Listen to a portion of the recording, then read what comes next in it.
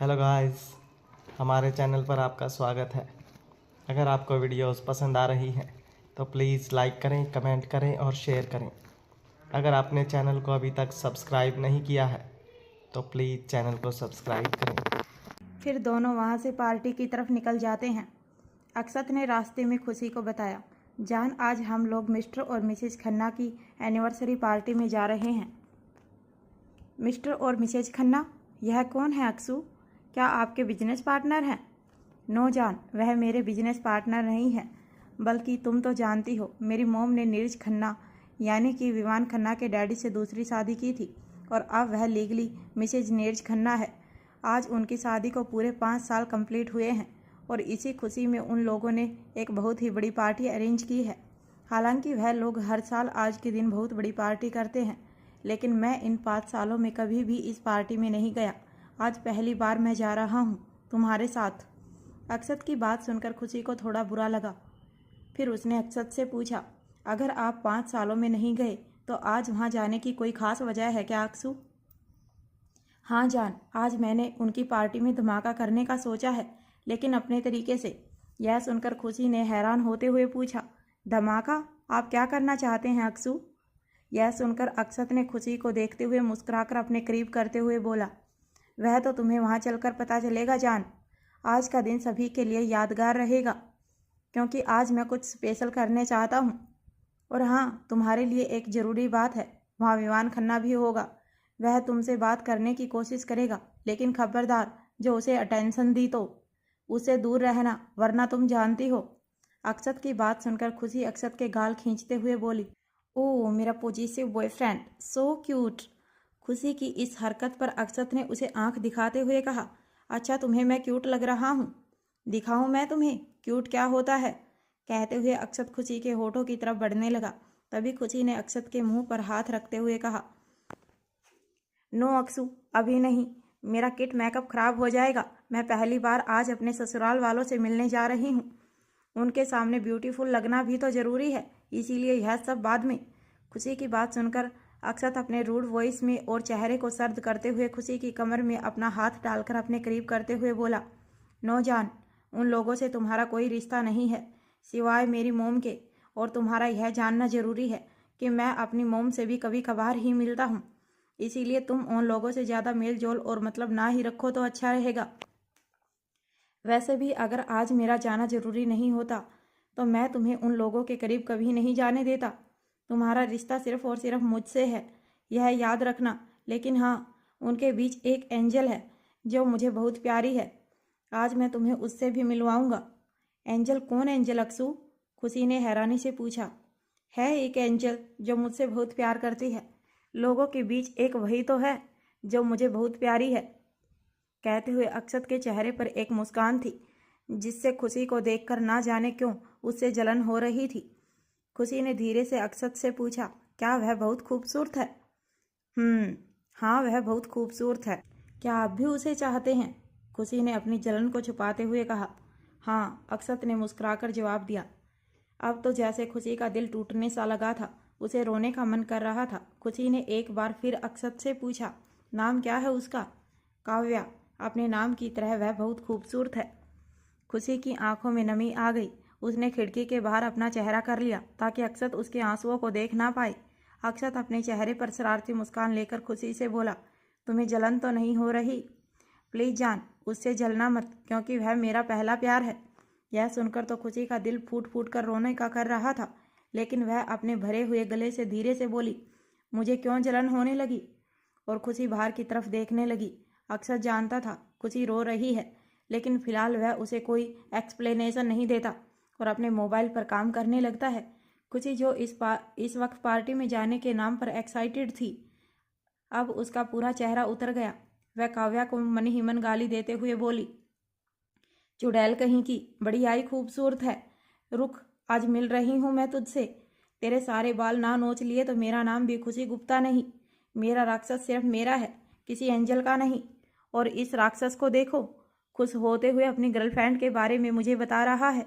इसका तो कुछ करना पड़ेगा, राक्षस कहीं का।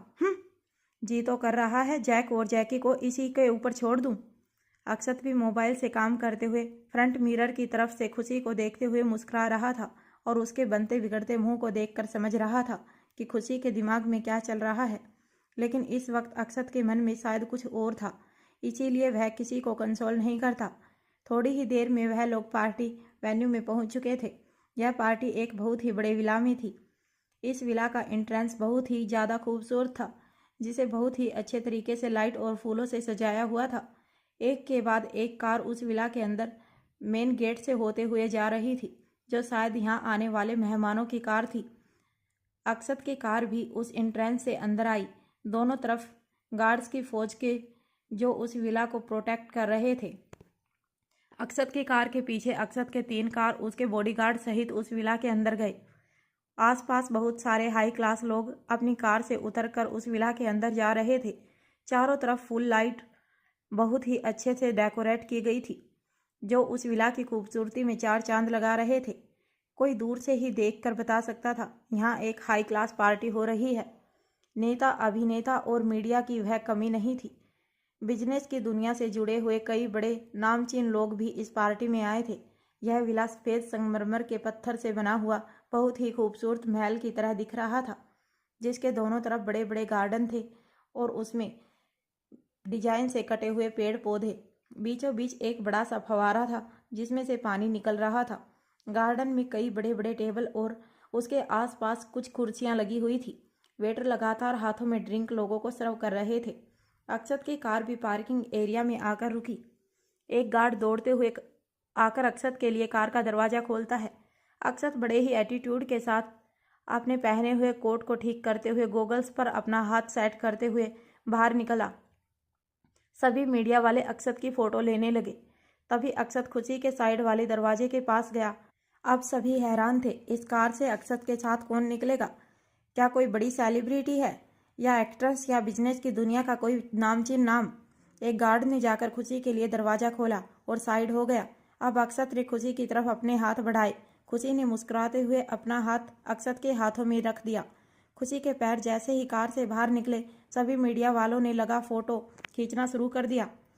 अब सभी के दिल की धड़कन थमी हुई थी। अक्षत जिंदल, एशिया का नंबर 1 बिजनेस टाइकून के साथ कौन लड़की आई है?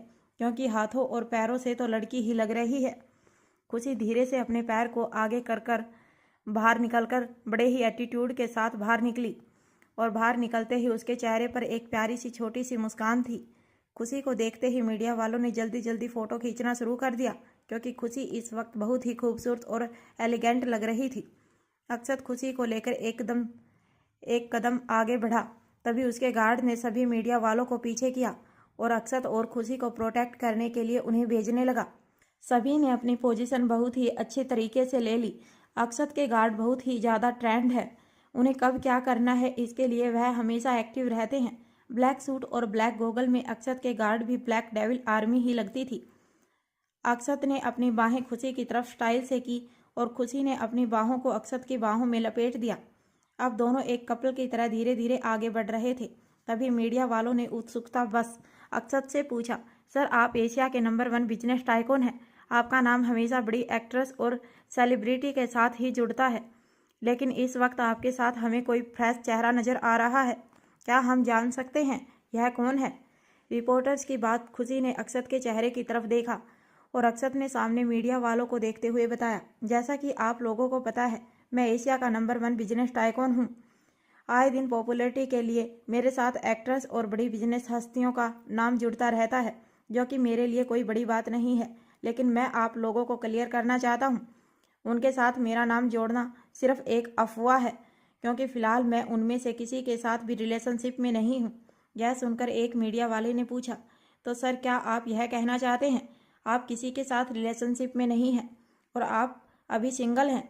प्लीज़ सर हमें बताइए, क्योंकि आप इंडिया के टॉप 10 एलिजिबल बैचलर लिस्ट में सबसे ऊपर हैं। सारी दुनिया जानना चाहती है क्या अक्षत जिंदल की लाइफ में कोई स्पेशल है या उनका रिलेशनशिप स्टेटस में अभी भी अवेलेबल का बोर्ड लगा है। यह सुनकर अक्षत ने नॉर्मल तरीके से जवाब देते हुए कहा, हाँ मेरी लाइफ में कोई स्पेशल है और उसके बारे में बहुत जल्द आप लोगों को पता चल जाएगा। तभी एक मीडिया वाले ने आगे आते हुए कहा, सर क्या आप अपने साथ खड़ी ब्यूटीफुल लेडी के बारे में कुछ बताएंगे? क्या यह आपकी कोई नई बिजनेस पार्टनर है? नहीं, यह मेरी बिजनेस पार्टनर नहीं है, लेकिन मेरे लिए बहुत स्पेशल है। बस आप लोग इतना ही जान लीजिए फिलहाल। No comment. कहते हुए अक्षत आगे बढ़ने लगा। खुशी भी अक्षत के चेहरे को देख रही थी और फिर सामने देखते हुए चल रही थी। अक्षत के दिमाग में क्या चल रहा है यह खुशी को नहीं पता, लेकिन मीडिया से किस तरह से डील की जाती है खुशी को इस बारे में भी जानकारी नहीं थी। शायद लाइफ में पहली बार उसे 10 लोगों से ज़्यादा ने एक साथ देखा और नोटिस किया, और इतने में ही खुशी नर्वस होने लगी। सिर्फ खुशी ही जानती थी वह अक्षत के साथ इस वक्त कैसे खड़ी है, क्योंकि इतने सारे लोगों का फोकस अपने आप पर महसूस कर खुशी को काफ़ी अनकंफर्टेबल लग रहा था। शायद इस वक्त अगर उसके हाथों में अक्षत का हाथ नहीं होता तो खुशी बेहोश हो जाती। अक्षत भी उसकी नर्वसनेस को अच्छे से जानता था, इसीलिए वह जल्द से जल्द मीडिया को क्लियर करके वहां से निकलने की कोशिश कर रहा था। थोड़ी ही देर में विवान खन्ना की कार भी वहां आ गई और अब सबका फोकस विवान खन्ना पर चला गया। विवान अपनी रेड फरारी में आया था, जो हमेशा की तरह सिंगल और गुड लुकिंग लग रहा था। उसने भी अपने आप को काफ़ी अच्छे से स्टाइल किया हुआ था। उसके पीछे भी उसके गार्ड बिल्कुल अक्षत की तरह ही चारों तरफ से अपनी पोजीशन लेकर विवान को प्रोटेक्ट कर रहे थे और मीडिया को विवान तक पहुंचने से रोक रहे थे। मीडिया ने भी विवान से छोटे मोटे सवाल किए और विवान ने मुस्कुराते हुए उसका जवाब दिया। तभी एक मीडिया वाले ने कुछ ऐसा कहा जिसे सुनकर विवान का चेहरा हद से ज़्यादा डार्क हो गया। मीडिया वाले ने विवान खन्ना से कहा, मिस्टर विवान खन्ना, सारी दुनिया जानती है आप और अक्षत जिंदा स्टेप ब्रदर हैं, लेकिन इसके बावजूद आप दोनों एक दूसरे के राइवल हैं। लेकिन क्या आप अपने रिश्ते उनके साथ सुधारना चाहते हैं? और अभी अभी मिस्टर जिंदल ने बताया कि उनकी लाइफ में कोई स्पेशल वन है जो शायद बहुत जल्द उनकी लाइफ पार्टनर भी बन सकती है। लेकिन क्या आपकी लाइफ में कोई स्पेशल वन है जो आपके दिल पर राज करती है? उस मीडिया वाले के इन सवालों को सुनकर विवान अंदाज़ा लगा सकता था कि अक्षत ने खुशी के बारे में बात की थी, जो सुनकर उसके तन बदन में आग लगने लगी। ऊपर से रिश्ता सुधारने की बात विवान कभी भी पचा नहीं सकता, लेकिन इस वक्त उसके सामने मीडिया थी, इसीलिए विवान ने अपने गुस्से को काबू कर ठंडे दिमाग से काम लेते हुए कहा, वेल, इस बारे में अभी सोचा नहीं है, लेकिन जब भी कोई ऐसा मौका आएगा मैं आपको ज़रूर बताऊंगा, लेकिन फ़िलहाल के लिए प्लीज़ नो कमेंट। कहते हुए विवान भी अपने चेहरे पर मीठी सी मुस्कान लेकर पार्टी के अंदर चला गया और उसके गार्ड ने मीडिया वालों को आगे आने से रोक लिया। लेकिन मीडिया वालों से थोड़ी ही दूर पर आकर विवान ने अपने एक गार्ड को ऑर्डर दिया, इस मीडिया वाले की जुबान काट कर फेंक दे। फिर अपने डार्क ओरा के साथ अपने आप से कहा, तुझे बहुत शौक है ना यह जानने का कि मैं उस राक्षस के साथ अपने रिश्ते सुधारना चाहता हूँ या नहीं। अब तो अपने रिश्ते किसी के साथ भी निभाने लायक नहीं रहेगा। कहते हुए जुबान उतनी ही चलानी चाहिए जितनी कटकर गिरने की नौबत ना आए। काश तूने अपनी इस कहावत को सुना होता। इन शब्दों को कहते हुए विवान के चेहरे पर एक शैतानी मुस्कान थी और आंखों में दहकता लावा। अगले ही पल विवान पार्टी में गया, लेकिन पार्टी में आते ही विवान की नज़र एक शख्स को ढूंढ रही थी और वह है उसकी स्माइली, क्योंकि जब से खुशी अक्षत के साथ रहने लगी है, खुशी की एक झलक के लिए विवान तरस गया है। तभी विवान के साथ कुछ बिजनेस एसोसिएट आगे आए और बात करने लगते हैं और हाय हेलो करते हैं, और ना चाहते हुए भी विवान अपने चेहरे पर झूठी मुस्कान लेकर उन लोगों से बात करने लगा, लेकिन उसकी नज़र अब भी खुशी को ढूंढ रही थी। इधर दूसरी तरफ अक्षत भी अपने बिजनेस एसोसिएट और बड़ी हस्तियों से बात कर रहा था। कुछ लोग उत्सुक होते हुए खुशी के बारे में भी पूछ रहे थे, लेकिन अक्षत सिर्फ इतनी बात कहकर उस बात को टाल दे रहा था कि बहुत जल्द आप लोगों को पता चल जाएगा। कुछ लड़कियां और फैशनेबल मॉडल एक्टर्स यहाँ भी अक्षत और विवान पर लाइन मारने से पीछे नहीं हट रही थी, क्योंकि यह इन लोगों के लिए बहुत ही अच्छा मौका था। विवान तो फिर भी ना चाहते हुए मुस्कुराकर उन लोगों से बात कर रहा था, लेकिन अक्षत उन्हें ऐसे इग्नोर कर रहा था जैसे वह यहाँ है ही नहीं। जो बात खुशी को मन ही मन अच्छी लग रही थी कि अक्षत उसके अलावा किसी पर ध्यान नहीं दे रहा। तभी अक्षत के सामने कुछ बड़ी हस्तियाँ और पॉलिटिशियन लीडर आए और उसी पल अक्षत का ध्यान उन लोगों से बात करने से हटा और खुशी उससे थोड़ी दूर हुई। और इसी बात का फ़ायदा उठाकर अकेला किसी ने खुशी का हाथ पकड़कर अपने साथ खींचते हुए साइड में ले गया। खुशी इस बात से हैरान कभी अपने हाथ को और कभी उस इंसान को देख रही थी और उससे अपना हाथ छुड़ाने की कोशिश करते हुए कह रही थी, प्लीज़ मेरा हाथ छोड़िए, क्या कर रहे हैं आप? लेकिन वह इंसान तो जैसे कुछ सुनने का नाम ही नहीं ले रहा था। वह खुशी को खींचते हुए अपने साथ पार्टी से एकांत एक जगह पर ले आया और बेचैनी से खुशी के चेहरे को अपने हाथों में थामते हुए बोला, कैसी हो स्माइली? कितने दिन हो गए तुम्हें देखे, तुम ठीक तो हो ना? उस राक्षस अक्षत जिंदल ने तुम्हें परेशान तो नहीं किया? यह देखते ही खुशी अपना चेहरा विवान के हाथों से छुड़ाते हुए बोली, विवान सर, यह क्या बदतमीजी है? आप मुझे ज़बरदस्ती अपने साथ खींचते हुए यहाँ क्यों लाए? और मुझे स्माइली क्यों कह रहे हैं? मैं स्माइली नहीं, खुशी हूँ, खुशी गुप्ता।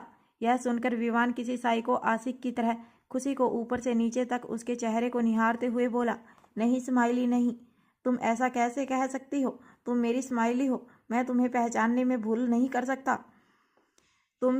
तुम ही तो हर पल मेरी आंखों में, मेरी सांसों में, मेरी धड़कन में बसी हो। और मेरी धड़कन चीख चीख कर यह कहती है कि तुम मेरी स्माइली हो।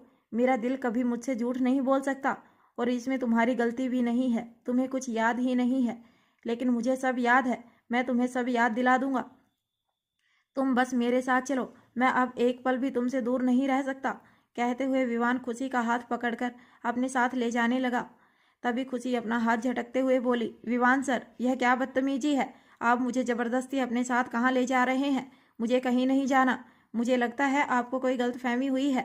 मैं खुशी गुप्ता हूँ और मैं अपने अक्सू के साथ रहूँगी।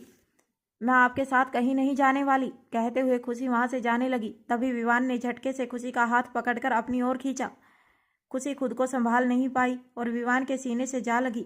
उसके दोनों हाथ विवान के कंधे पर थे। तभी विवान ने खुशी का सर अपने सीने पर रखते हुए अपनी धड़कन सुनाते हुए कहा, सुनो इस धड़कन को, सुनो स्माइली। क्या इसमें तुम्हारा नाम नहीं है? क्या तुम्हें इस धड़कन सुनाई नहीं दे रही, जिसकी हर एक बीट में तुम्हारा नाम है, तुम्हारा एहसास है?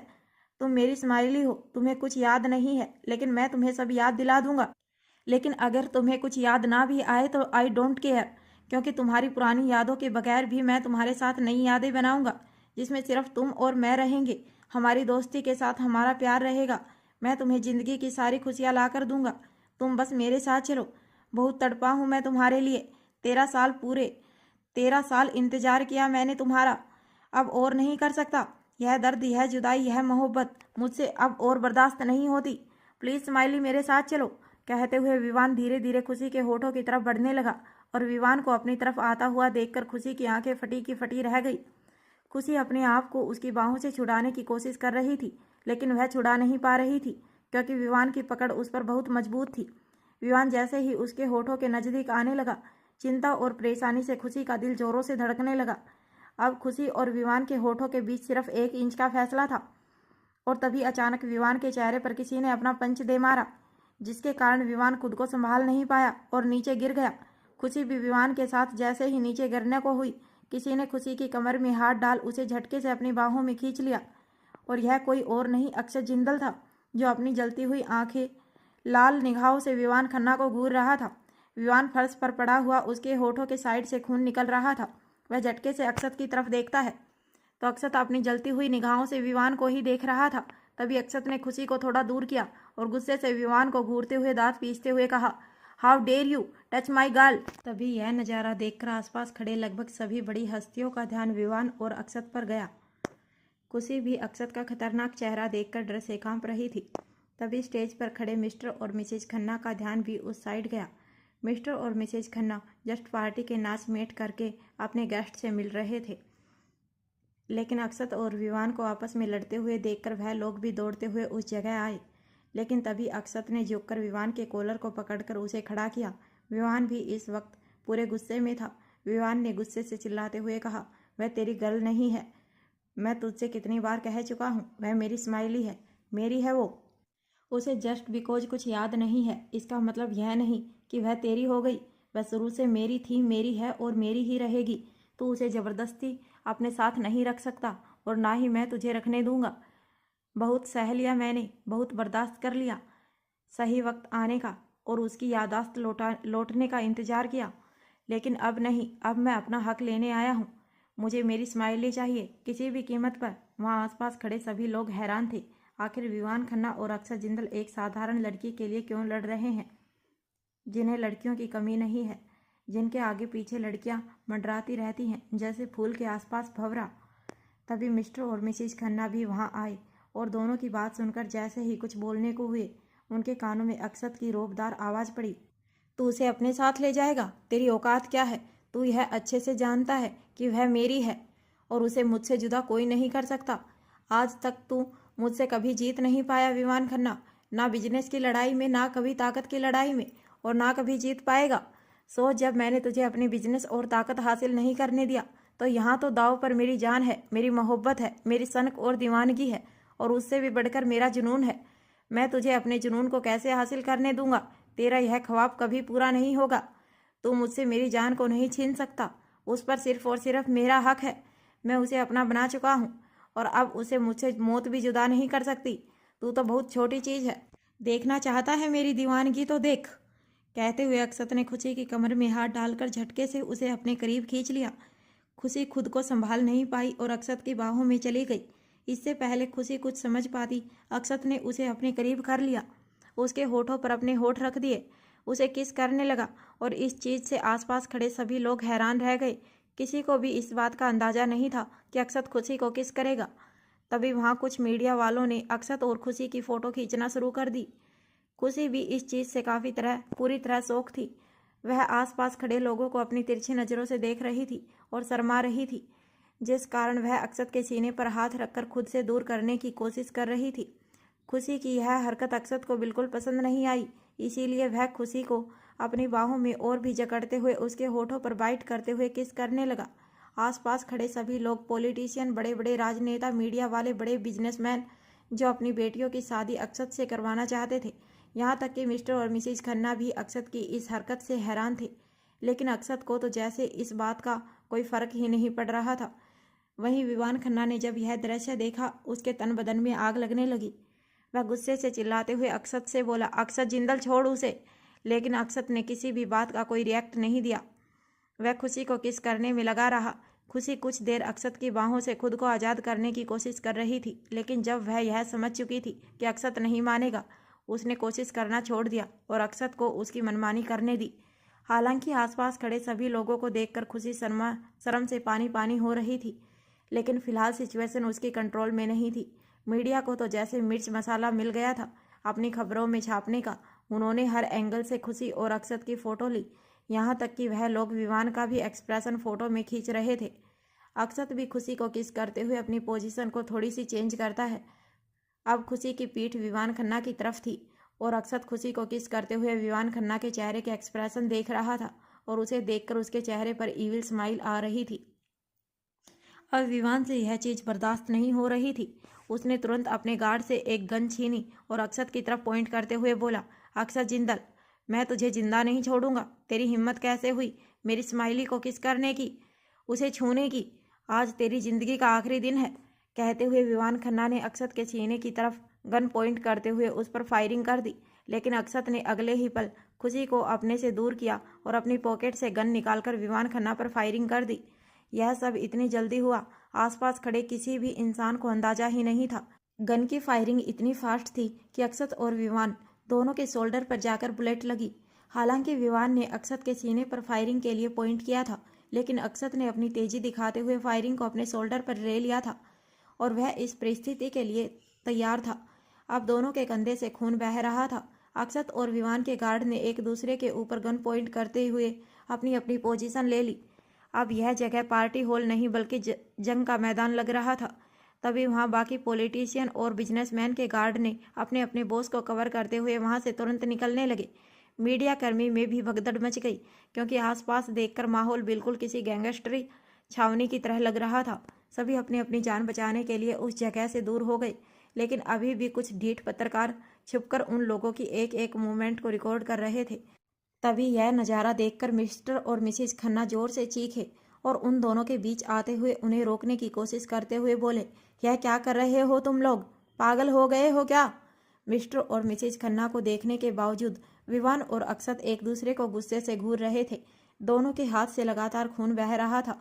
दोनों काफ़ी जख्मी हो चुके थे, लेकिन उन्हें देखकर ऐसा लग रहा था कि उनकी आंखों में दहकता लावा है, जिससे वह एक दूसरे की जला देंगे।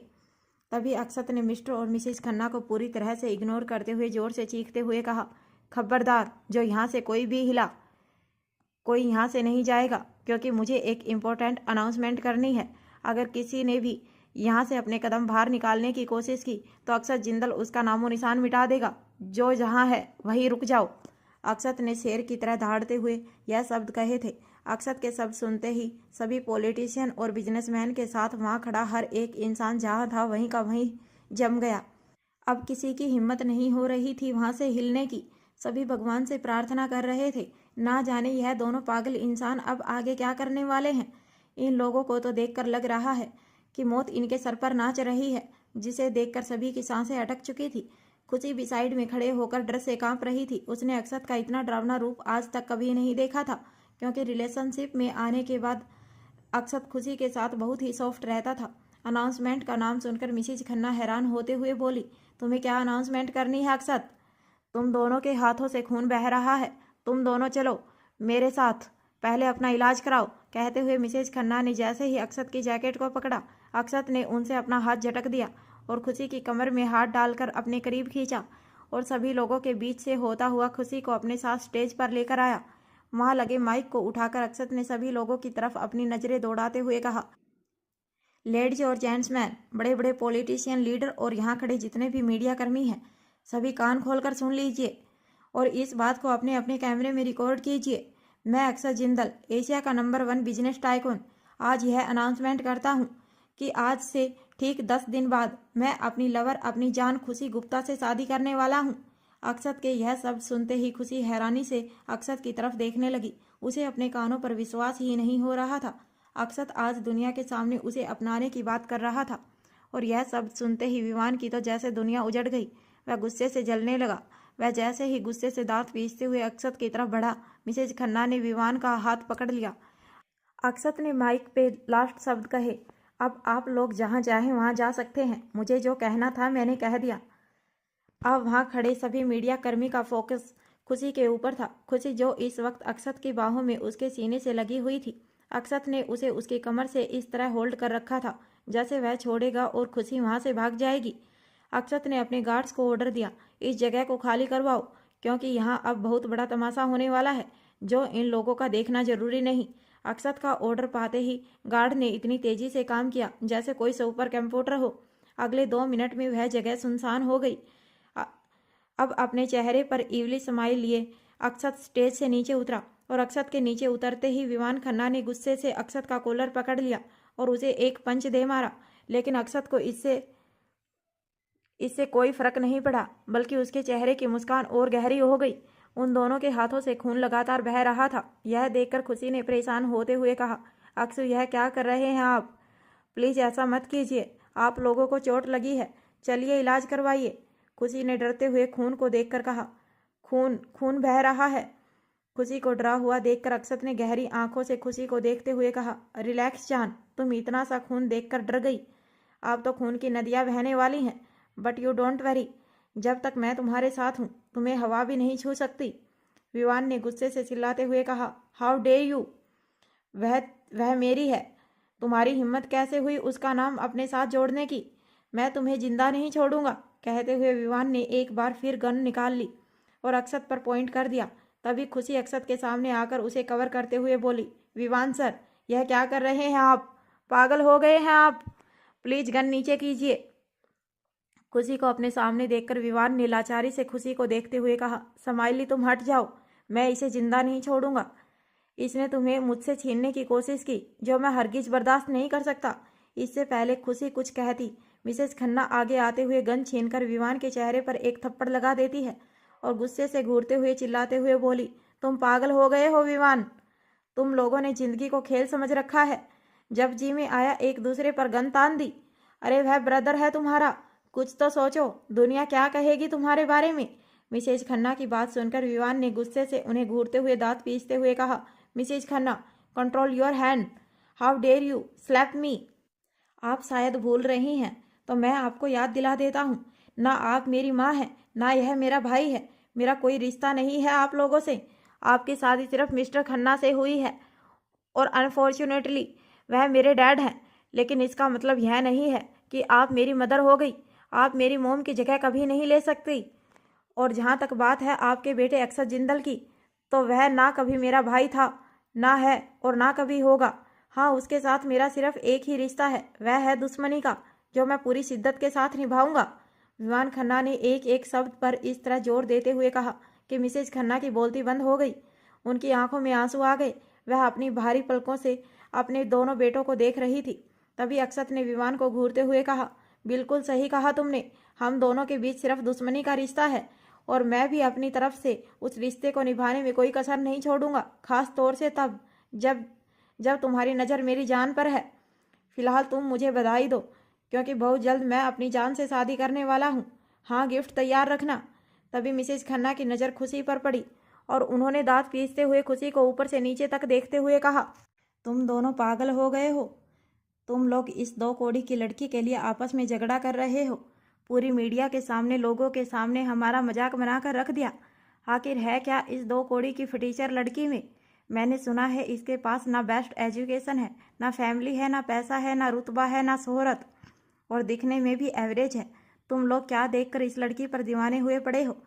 यह शब्द सुनते ही विवान और अक्षत ने एक साथ चीखते हुए मिसेज खन्ना पर चिल्लाए, खबरदार जो उसके लिए अपने मुंह से एक भी शब्द गलत निकाला, हम भूल जाएंगे कि आप हमसे बड़ी हैं और आपसे ना चाहते हुए भी हमारा कोई रिश्ता है।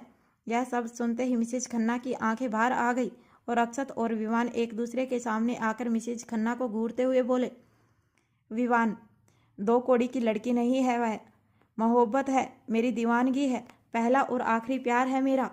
अपने दिल पर पंच मारते हुए दीवानों की तरह चिल्लाते हुए बोला, वह यहाँ रहती है, यहाँ रहती है, यहाँ रहती है। इस दिल के हर कोने में, हर सांसों में, हर धड़कन में सिर्फ उसका नाम है और मैं उसके खिलाफ बोलने वाले की जुबान खींच लूँगा, चाहे वह मेरा कुछ भी लगता हो। उसे जो आंख उठाकर देखेगा मैं उसकी आंखें बाहर निकाल लूँगा। स्माइली सिर्फ और सिर्फ मेरी है और मैं उसके लिए कुछ भी कर सकता हूँ, इसीलिए खबरदार उसके खिलाफ एक भी शब्द बोला तो। विवान के शब्द, उसकी दीवानगी और पागलपन उसके चेहरे के और हरकतों से साफ नजर आ रही थी, जिसे देखकर खुशी भी हैरान थी। उसे अपने कानों पर विश्वास नहीं हो रहा था और एक पल के लिए अक्षत भी सहम गया, क्योंकि विवान के शब्दों में उसकी मोहब्बत सच्ची लग रही थी, वह मोहब्बत जो शायद अक्षत को भी हिला दे। अब अक्षत हैरानी से विवान को देख रहा था, क्योंकि उसकी दीवानगी का आलम बिल्कुल अक्षत की दीवानगी की तरह था। और एक मोहब्बत करने वाला अपने दुश्मन से डरे या ना डरे, अपनी प्रेमी के आशिक से तो जरूर डरेगा। तभी अगले ही पल अक्षत ने खुद को संभालते हुए मिसेज खन्ना पर घूरते हुए कहा, हाँ मिसेज खन्ना, उसके पास ना पैसा, क्योंकि मेरे पास पैसा है। उसके पास खानदान नहीं है, क्योंकि उसका खानदान मैं हूँ। उसकी फैमिली मैं हूँ। उसकी कोई जात नहीं है, क्योंकि उसकी जात मैं हूँ। इज्जत, नाम और शोहरत मुझसे शादी करने के बाद उसे मिल ही जाएगी। उसके पास बेस्ट एजुकेशन नहीं है, लेकिन इंसानियत की किताब उसने बहुत अच्छे से पढ़ी है। उसने इस पत्थर दिल को धड़काया है, मरते हुए को जीना सिखाया है, और यही उसकी सबसे बड़ी सक्सेस है। उसे खूबसूरती की ज़रूरत ही नहीं, क्योंकि उसका दिल बहुत खूबसूरत है और मुझे चेहरे की खूबसूरती चाहिए ही नहीं। उसकी मासूमियत ही मेरे लिए सबसे बड़ा खजाना है। भले ही वह दुनिया की सबसे खूबसूरत लड़की नहीं है, लेकिन मेरी ज़िंदगी की सबसे खूबसूरत औरत वही है, और वह जैसे भी है सिर्फ मेरी है। उसका घर मुझसे है और मेरा घर उससे। वह सिर्फ मेरे दिल में, मेरे सांसों में ही नहीं, बल्कि मुझ में बसी है। जान है वह मेरी, और मेरी जान के साथ बदतमीजी करने वाला मुझे जरा भी पसंद नहीं, चाहे वह कोई भी हो। कोई भी का मतलब कोई भी। अच्छा होगा आगे से आप अपनी जुबान संभाल कर बात करें, क्योंकि आप जिस लड़की के बारे में बात कर रही हैं वह मिसेज जिंदल है, मिसेज अक्षत जिंदल, और उसका नाम मेरे नाम के साथ मिलकर ही एक ब्रांड बनाता है जिसे कोई छू भी नहीं सकता। अपने दोनों बेटों के पागलपन को देखकर मिसेज खन्ना के पैरों तले जमीन खिसक गई। वह पथराई आंखों से अपने दोनों बेटों को देख रही थी। मिसेज खन्ना भले ही विवान की स्टेप मॉम थी, लेकिन उन्होंने विवान को भी अपना बच्चा माना था, और एक ही लड़की के लिए उनके दोनों बेटे आपस में लड़ रहे हैं, एक दूसरे को मारने मरने को तैयार हैं। यह देखकर कोई भी माँ के दिल में कड़वाहट पैदा हो ही जाएगी, और वही कड़वाहट इस वक्त मिसेज खन्ना के दिल में खुशी के लिए आ चुकी थी। तभी खुशी ने आगे आते हुए विवान से कहा, विवान सर, मैं नहीं जानती मैं आपकी स्माइली हूँ या नहीं हूँ, लेकिन अगर मैं आपकी स्माइली होती भी तो सिर्फ आपकी एक अच्छी दोस्त ही रहती, क्योंकि मैंने अपने हिस्से का प्यार अक्षत से कर लिया है। मैं भगवान से प्रार्थना करूँगी आपके लिए भी आपके जीवन में सच्ची प्रेमिका मिल जाए, लेकिन आप इस बात को याद रखिए कि वह प्रेमिका मैं नहीं हूँ। मैंने सिर्फ और सिर्फ अक्षु से प्यार किया है, और उनके अलावा मैं किसी और के बारे में सोच भी नहीं सकती। बेहतर होगा आप हम दोनों के बीच ना आए और मेरा ख्याल अपने दिल से निकाल दे। खुशी की बात सुनकर विवान का दिल मानो टूटने लगा था। वह अपनी आंखों में दुनिया भर का प्यार और इमोशन लिए खुशी की तरफ बढ़ने लगा। तभी अक्षत बीच में आ गया। विवान ने एक बार फिर जलती हुई निगाहों से अक्षत को देखा और फिर उसके पीछे खड़ी खुशी को देखते हुए कहा, भले ही तुम आज इस बात को एक्सेप्ट करो या ना करो स्माइली, कि तुम ही मेरी स्माइली हो, लेकिन एक बात याद रखना, मैंने हमेशा अपनी स्माइली से प्यार किया है और हमेशा करता रहूँगा। एक बात याद रखना स्माइली, यह अक्षत जिंदल भरोसे के काबिल नहीं है। धोखा इसके खून में है। यह बहुत जल्दी तुम्हें धोखा देगा और इसका सच्चा चेहरा मैं तुम्हारे सामने लाकर रहूँगा। तुम्हारी आंखों पर इसने जो झूठे प्यार की पट्टी बांधी है, एक दिन वह पट्टी जरूर उतरेगी। उस दिन तुम टूटकर बिखर जाओगी स्माइली, लेकिन याद रखना, विवान खन्ना उस वक्त भी तुम्हें संभालने के लिए तुम्हारे साथ खड़ा होगा। जब भी तुम्हें मेरी ज़रूरत हो, तुम एक बार मुझे याद करना स्माइली। विवान तुम्हारे लिए खुदा से भी लड़ जाएगा, तो यह डेविल क्या चीज़ है। बस मुझे उस दिन का इंतजार है स्माइली, जब यह तुम्हें अपनी असली रंग दिखाएगा। विवान की बात सुनकर खुशी हैरानी से विवान की तरफ देख रही थी। ना जाने क्यों अब उसके दिल में एक अजीब से डर ने घर कर लिया। विवान अपनी भरी हुई आंखों से वहां से चला गया। विवान के साथ साथ मिस्टर खन्ना भी उसके पीछे चले गए और मिसिज खन्ना पथराई आंखों से अक्षत को देखने लगी। फिर उन्होंने एक नज़र खुशी को देखकर अक्षत से कहा, आज इस लड़की के कारण मेरे दोनों बेटे एक दूसरे के आमने सामने खड़े हैं और एक दूसरे की जान लेने पर उतारू हैं। मैं तुम्हें पहली और आखिरी बार कह रही हूँ अक्षत, अगर तुमने इस लड़की से शादी की, फिर भी मैं जिंदगी भर इस लड़की को अपनी बहू के रूप में कभी एक्सेप्ट नहीं करूँगी। याद रखना अक्षत, यह लड़की मेरी बहू कभी नहीं बनेगी। मिसेज खन्ना की यह बात सुनकर खुशी हैरानी से उन्हें देखने लगी। खुशी की आंखों में नमी थी, क्योंकि खुशी ने हर लड़की की तरह एक हंसते खेलते ससुराल का सपना देखा था। लेकिन यहाँ तो शादी से पहले ही खुशी का सभी ने तिरस्कार कर दिया। लेकिन तभी अक्षत ने अपनी माँ को घूरकर देखते हुए अपने शब्दों पर जोर देते हुए कहा, आपको मैं उसे बहू मानने के लिए कह भी नहीं रहा। आप माने या ना माने, लेकिन वही लड़की मेरी वाइफ बनेगी और आपकी इजाज़त या कंसर्न की ज़रूरत हमें नहीं है। बिकॉज मैंने तो आपसे उसी दिन किनारा कर लिया था जिस दिन आपने मेरे पापा को धोखा दिया, चाहे उनमें लाख बुराई क्यों ना हो। लेकिन आप एक अच्छी पत्नी नहीं बन सकी और ना ही एक अच्छी माँ बन पाई। आपने सिर्फ अपनी लाइफ के बारे में सोचा और आज मैं सिर्फ अपनी लाइफ के बारे में सोचूंगा। खुशी मेरी लाइफ है, मेरी जान है और मेरी ज़िंदगी है। कोई उसे अपनाए या ना अपनाए मुझे कोई फ़र्क नहीं पड़ता, क्योंकि मैं तो उसे अपना चुका हूँ। आप जाइए और अपने हस्बैंड और बेटे को देखिए, क्योंकि मेरा ख्याल रखने के लिए मेरी जान मेरे पास है। खुशी की तरफ देखकर अक्षत ने उसकी कमर में हाथ डालकर अपने करीब खींचते हुए कहा, कम ऑन माई लव। कहकर अक्षत अपने चेहरे पर तिरछी मुस्कान लेकर खुशी के साथ वहां से जाने लगा और खुशी मुड़कर मिसेज खन्ना को देख रही थी। ना जाने क्यों मिसेज खन्ना की नज़रों में खुशी को एक नफरत और आग नजर आ रही थी। तभी अक्षत ने ध्यान दिया, खुशी पीछे देख रही है। अक्षत ने खुशी का चेहरा अपनी ओर करते हुए कहा, फालतू की बातों पर ध्यान नहीं देते मेरी जान। कोई अपनी सांसों से गद्दारी कैसे कर सकता है? तुम तो मेरी सांसें हो। Do you trust me my love? Akshat की बात सुनकर खुशी ने एक नज़र जिस साइड विवान गया था वहां देखा, फिर अपने चेहरे पर एक मुस्कान लेकर हाँ में सिर हिलाया। मैं तुमसे वादा करता हूँ, मैं हमारे बीच किसी को नहीं आने दूंगा। कहते हुए अक्षत खुशी को लेकर कार की तरफ आया और कार में बैठ गया। खुशी परेशान होते हुए अक्षत के हाथों को देखते हुए बोली, इसमें से कितना खून बह रहा है। सबसे पहले डॉक्टर के पास चलिए, ड्राइवर कार हॉस्पिटल की तरफ घुमा दो।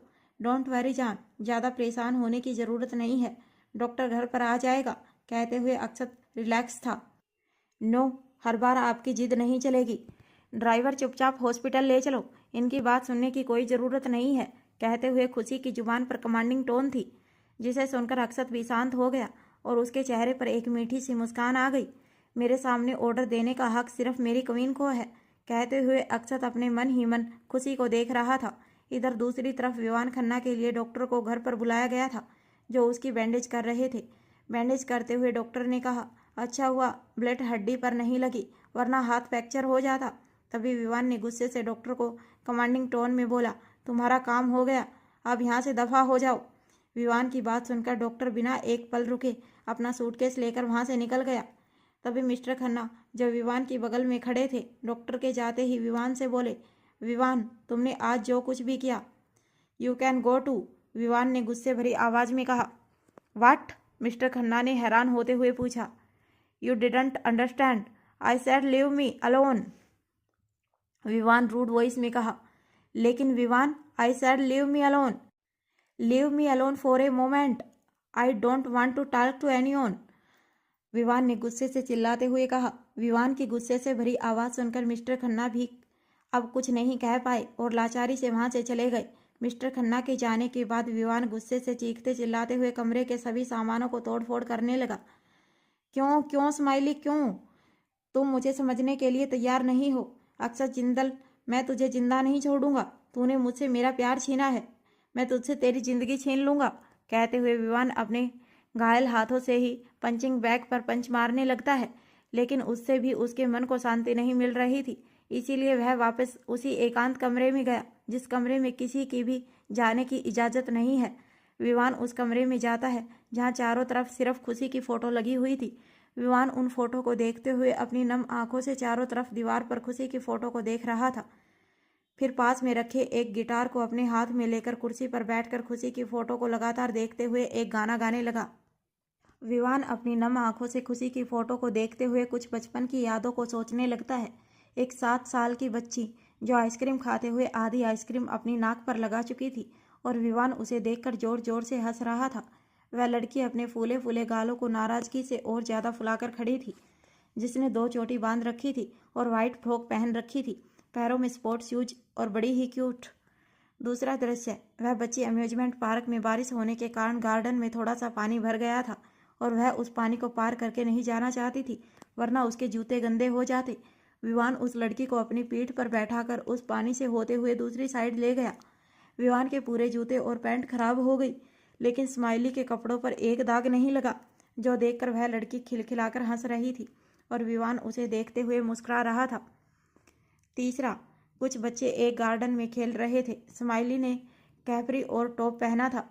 वह उन बच्चों के साथ जाकर खेलना चाहती थी, लेकिन उनमें से एक बदमाश बच्चे ने स्माइली को धक्का दे दिया, जिससे स्माइली के कपड़े गंदे हो गए और उसे हल्की सी चोट आ गई। वह रो रही थी। तभी अक्षत और विवान, जो लगभग 12 साल के थे, उन्होंने उसे शांत कराया। जब उन्हें पता चला कि एक बच्चे ने स्माइली को धक्का दिया है, दोनों ने मिलकर उस बच्चे की बहुत पिटाई की और उसके लगभग सभी कपड़ों को फाड़ दिया, जो देखकर स्माइली जोर जोर से ताली बजाकर हंसने लगी। अब विवान आज पार्टी वाला दृश्य याद कर रहा था, जब वह नम आंखों के साथ खुशी के करीब जाने का चाहता था और अक्षत बीच में आ गया। अक्षत और खुशी का किस, स्माइली का हाथ जोड़ते हुए कहना कि मैं आपसे कभी प्यार नहीं कर सकती, मैंने अक्षत से प्यार किया है, जो याद करके विवान की आंखों में बेशुमार आंसू थे। गाना खत्म होकर विवान उस गिटार को साइड में रखकर खड़ा होकर खुशी की फोटो पर अपना हाथ चलाने लगा। कभी उसके बालों को छू रहा था, कभी उसके चेहरे को और कभी उसके होठों को। अपनी आंखों में बेशुमार आंसू लिए उसने झुककर उसके होठों पर अपने होठ रख दिए और उसे किस किया। यह विवान की फीलिंग और उसका चेहरा देखकर साफ पता चल रहा था कि उसने सच्चे दिल से अपनी स्माइली से प्यार किया था। इसमें कुछ भी झूठ नहीं था, उसका प्यार प्योर था। भले ही उसके रास्ते गलत थे, लेकिन उससे मोहब्बत सच्ची है। वहीं दूसरी तरफ खुशी और अक्षत के हाथों में बैंडेज कराकर हॉस्पिटल से बाहर आए और कार में बैठकर विला की तरफ निकल गए। खुशी अपना मुंह फुलाकर अपने हाथों को सीने के पास बांधकर नाराजगी जताते हुए खिड़की के दूसरी तरफ देख रही थी और अक्षत खुशी को निहार रहा था। वह जानता था खुशी आज जो कुछ भी हुआ उसकी वजह से नाराज है। तभी उसने बात को शुरू करते हुए कहा, जान, कब तक ऐसे नाराज रहोगी? कुछ तो बोलो। मैंने कहा ना, वह ज़रूरी था। मैं क्या बोलूँ? मेरे कुछ बोलने ना बोलने से आपको कोई फ़र्क थोड़े ही पड़ता है। आप तो वही करेंगे जो आपका दिल चाहेगा। आपको बिल्कुल भी फ़र्क नहीं पड़ता कि मुझे कैसा फील होता है जब आप ऐसे उल्टी सीधी हरकतें करते हैं। आपने तो मेरी रेपुटेशन का भी ख्याल नहीं किया और सबके सामने मुझे, सारे मीडिया वाले हमारी फ़ोटो ले रहे थे। खैर, आपसे तो कहना ही बेकार है, क्योंकि आपको कुछ समझ नहीं आने वाला। मुझे आपसे बात ही नहीं करनी। खुशी की बात सुनकर अक्षत ने उसे समझाते हुए कहा, जान, मैंने कहा ना, यह बहुत ज़रूरी था। विवान खन्ना के मंसूबों को नाकामयाब करने के लिए यह ज़रूरी था। वैसे मेरी इस पार्टी में आने का मकसद यही था कि मैं अपनी शादी को यहाँ डिक्लेयर कर सकूं, सभी मीडिया वालों के सामने। और देखो, विवान ने अपनी बेवकूफ़ी में आकर मुझे इतना अच्छा मौका दे दिया। मिस्टर और मिसेज खन्ना को कोई नहीं देख रहा था। हर जगह हमारे ही चर्चे हैं, जैसा मैं चाहता था। यह सुनकर खुशी को एक झटका लगा। उसने हैरान होते हुए अक्षत से पूछा, इसका मतलब यह सब आपकी प्लानिंग थी? आपने जो किया सोच समझकर और पूरी प्लानिंग के साथ किया। आप ऐसा कैसे कर सकते हैं अक्षु? आपको पता भी है आपने क्या किया है? क्या मैं ऐसा करने की वजह जान सकती हूँ? आप चाहते तो 1 मिनट में मीडिया कॉन्फ्रेंस को अपने पास बुला सकते थे। एक कॉन्फ्रेंस रखकर हमारी शादी को अनाउंस कर सकते थे, लेकिन यह करने का क्या मकसद था, बताइए मुझे। खुशी की बात सुनकर अक्षत ने झटके से खुशी को खींचकर अपनी गोद में बैठा लिया। अक्षत की इस हरकत पर खुशी ने उसे घूर कर देखा। अक्षत अपनी उंगली को उसके चेहरे पर घुमाते हुए बोला, मैंने ऐसा क्यों किया यह तुम नहीं समझ पाओगी जान, क्योंकि तुम ब्लैक डेविल को पहचानती ही नहीं और तुम्हारा जानना जरूरी भी नहीं है। तुम बस इतना समझ लो कि 10 दिन में हमारी शादी है और तुम्हें उसकी तैयारियां करनी होंगी। तुम्हें अपने जो सपने पूरे करने हैं उन्हें पूरा करो। अक्षत की बात सुनकर खुशी ने छोड़ते हुए कहा, आपको शादी खेल लगती है अक्षु? शादी कोई गुड्डे गुड़िया का खेल नहीं है जो 10 दिन में कंप्लीट हो जाए। उसके लिए कुंडली मिलाई जाती है, सही ग्रह और नक्षत्र देखकर शादी का दिन फिक्स किया जाता है। और सबसे बड़ी बात, आपने मेरे पापा से मेरा हाथ नहीं मांगा, शादी की इजाज़त नहीं मांगी, और उसके बिना यह शादी कैसे होगी? खुशी की बात सुनकर अक्षत ने अपनी उंगली को उसके चेहरे पर घुमाते हुए बड़े प्यार से कहा, कम ऑन जान, तुम किस सदी में जी रही हो? तुम जानती हो मुझे ग्रह नक्षत्र, पूजा पाठ और भगवान में भरोसा नहीं है, लेकिन सिर्फ तुम्हारी खुशी के लिए मैं धूमधाम से शादी करने वाला हूँ, जैसा तुम चाहती थी, तुम्हारी ड्रीम वेडिंग। और जब दिल मिल चुके हैं तो ग्रह नक्षत्र मिले या ना मिले क्या फ़र्क पड़ता है? वैसे भी सब चीज़ की तैयारी हो जाएगी, तुम्हें चिंता करने की कोई ज़रूरत नहीं है। तुम सिर्फ अपने सपने सजाओ। तुम्हें शादी में क्या क्या करना है और उन्हें पूरी करने की जिम्मेदारी मेरी है। और जहाँ तक बात है तुम्हारे पापा से तुम्हारा हाथ मांगने की, तो तुम बोल रही हो अक्षत जिंदल किसी से भीख नहीं मांगता, खास तौर से उस चीज़ के लिए जो उसकी हो चुकी है। और मैं तुम्हारे पापा के सामने तो कभी भी भीख नहीं मांगूंगा, क्योंकि मैंने उनके जैसा इंसान कभी देखा ही नहीं जो अपनी बेटी को नशे के लिए किसी के सामने गिरवी रख दे। तुम भूल रही हो उन्होंने पेपर पर साइन करके तुम्हें मुझे सौंपा है और अब लीगली तुम मेरी हो।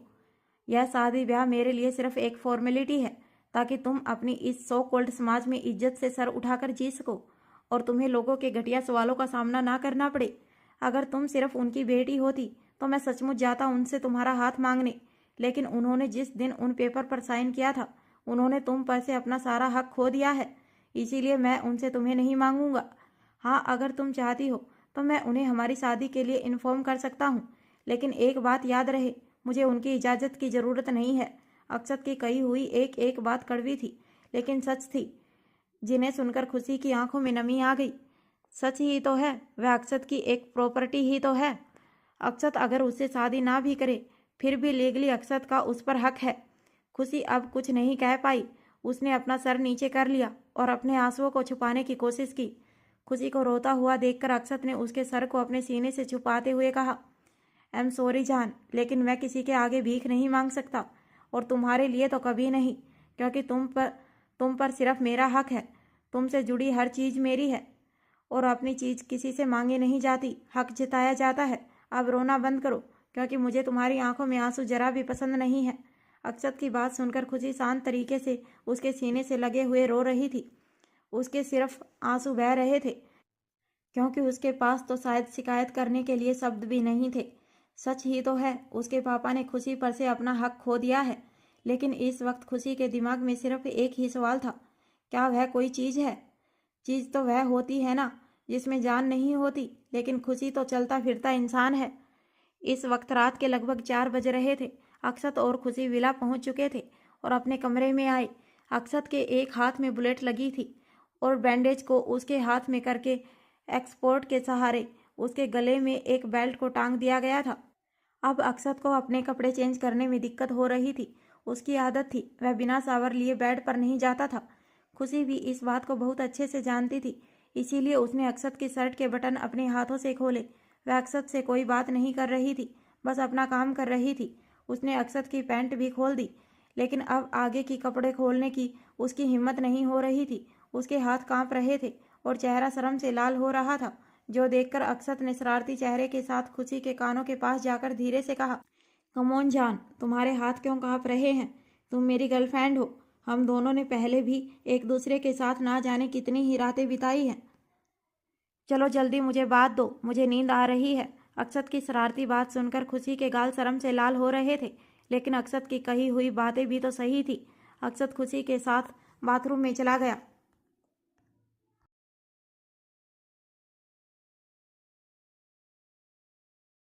हेलो गाइज, हमारे यूट्यूब चैनल पर आपका स्वागत है। अगर आपने अभी तक चैनल को सब्सक्राइब नहीं किया है तो प्लीज़ चैनल को सब्सक्राइब करें। अगर वीडियो पसंद आ रही है तो प्लीज़ वीडियो को लाइक करें, कमेंट करें और अपने दोस्तों के साथ शेयर करें। खुशी ने एक टब में पानी और स्पंज लेकर अक्षत की बॉडी को क्लीन करना शुरू किया। इस बीच अक्षत खुशी को भी परेशान कर रहा था। कभी उसके गाल पर किस कर रहा था, कभी होठों पर तो कभी हाथों पर। खुशी उसे आंखें दिखाते हुए कभी उसके हाथों पर मार रही थी तो कभी डांट रही थी, क्योंकि अक्षत का दूसरा हाथ लगातार खुशी को परेशान कर रहा था। अक्षु, क्या कर रहे हैं? क्यों परेशान कर रहे हैं? करने दीजिए ना मुझे, कहीं आपके जख्मों पर पानी ना पड़ जाए। जान, तुम अपना काम करो और मुझे अपना काम करने दो। वैसे आज इतना अच्छा मौका मिला है तुमसे अपनी सेवा कराने का, वरना हमेशा तो मैं ही तुम्हारी बेबी सीटिंग करता हूँ।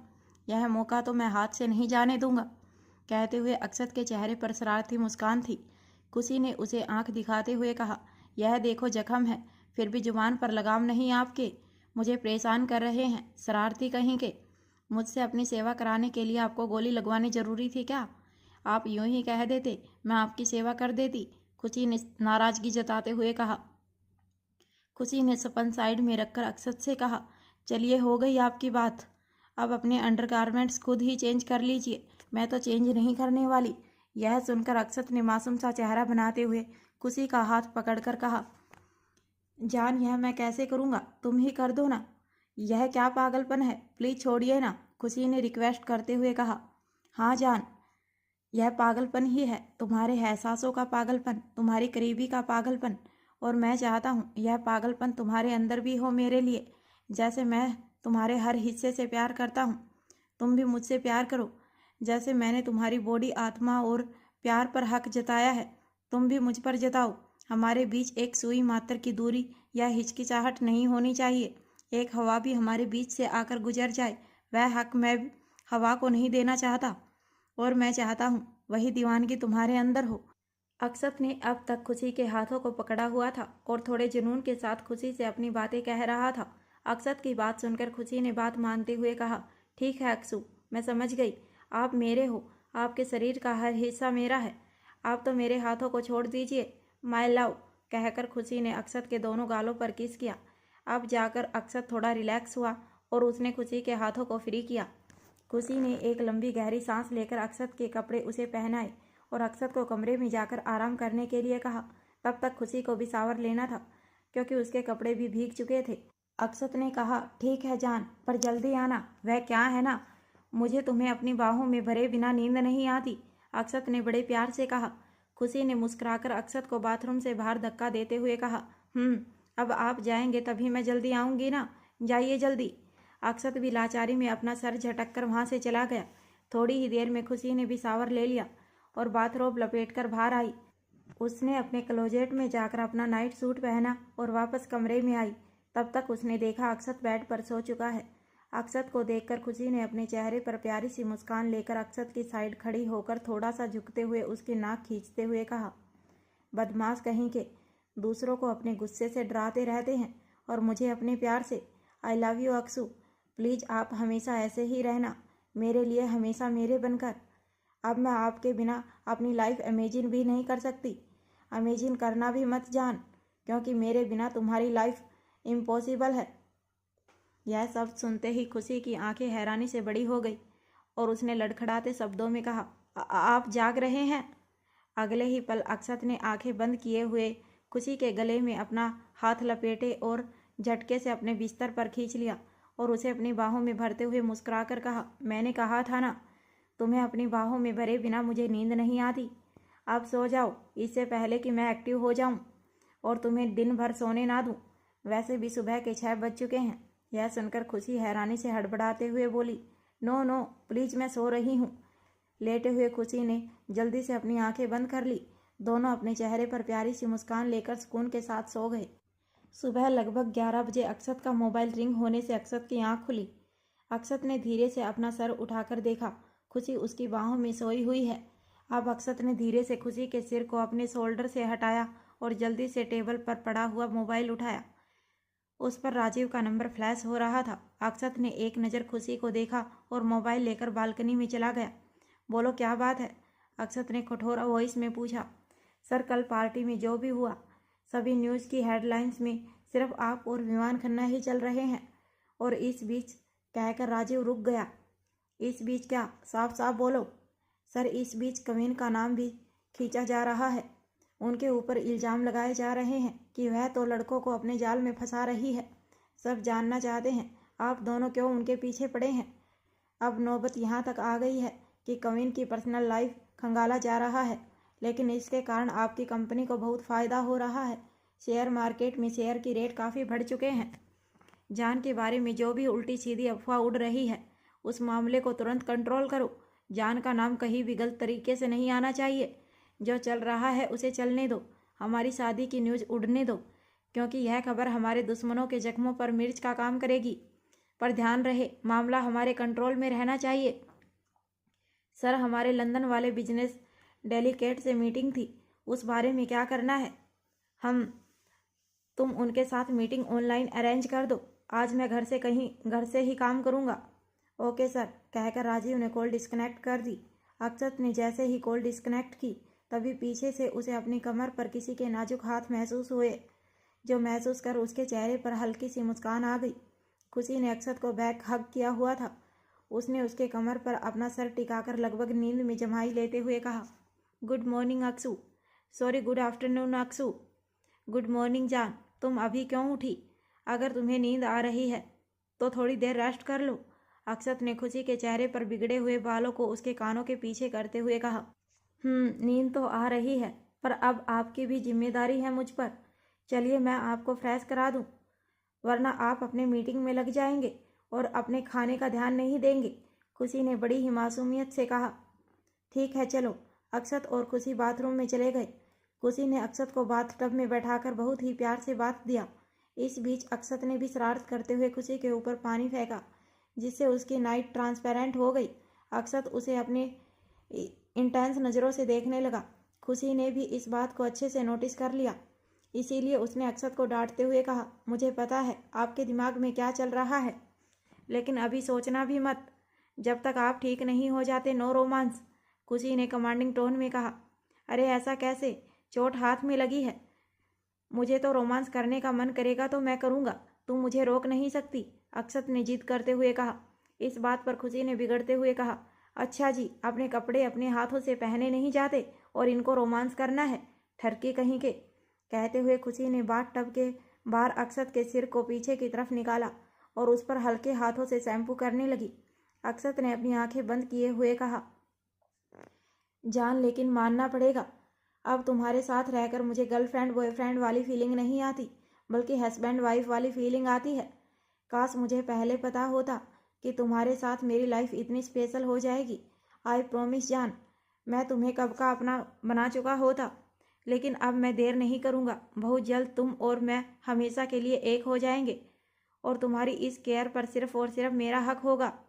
ठीक है, हम शादी करेंगे, लेकिन शादी करने के बाद मेरी कुछ शर्तें हैं कि आप उसे पूरा करेंगे। यह सुनकर अक्षत ने झटके से खुशी को देखा। यह क्या मजाक है जान? अब कौन सी शर्तें हैं?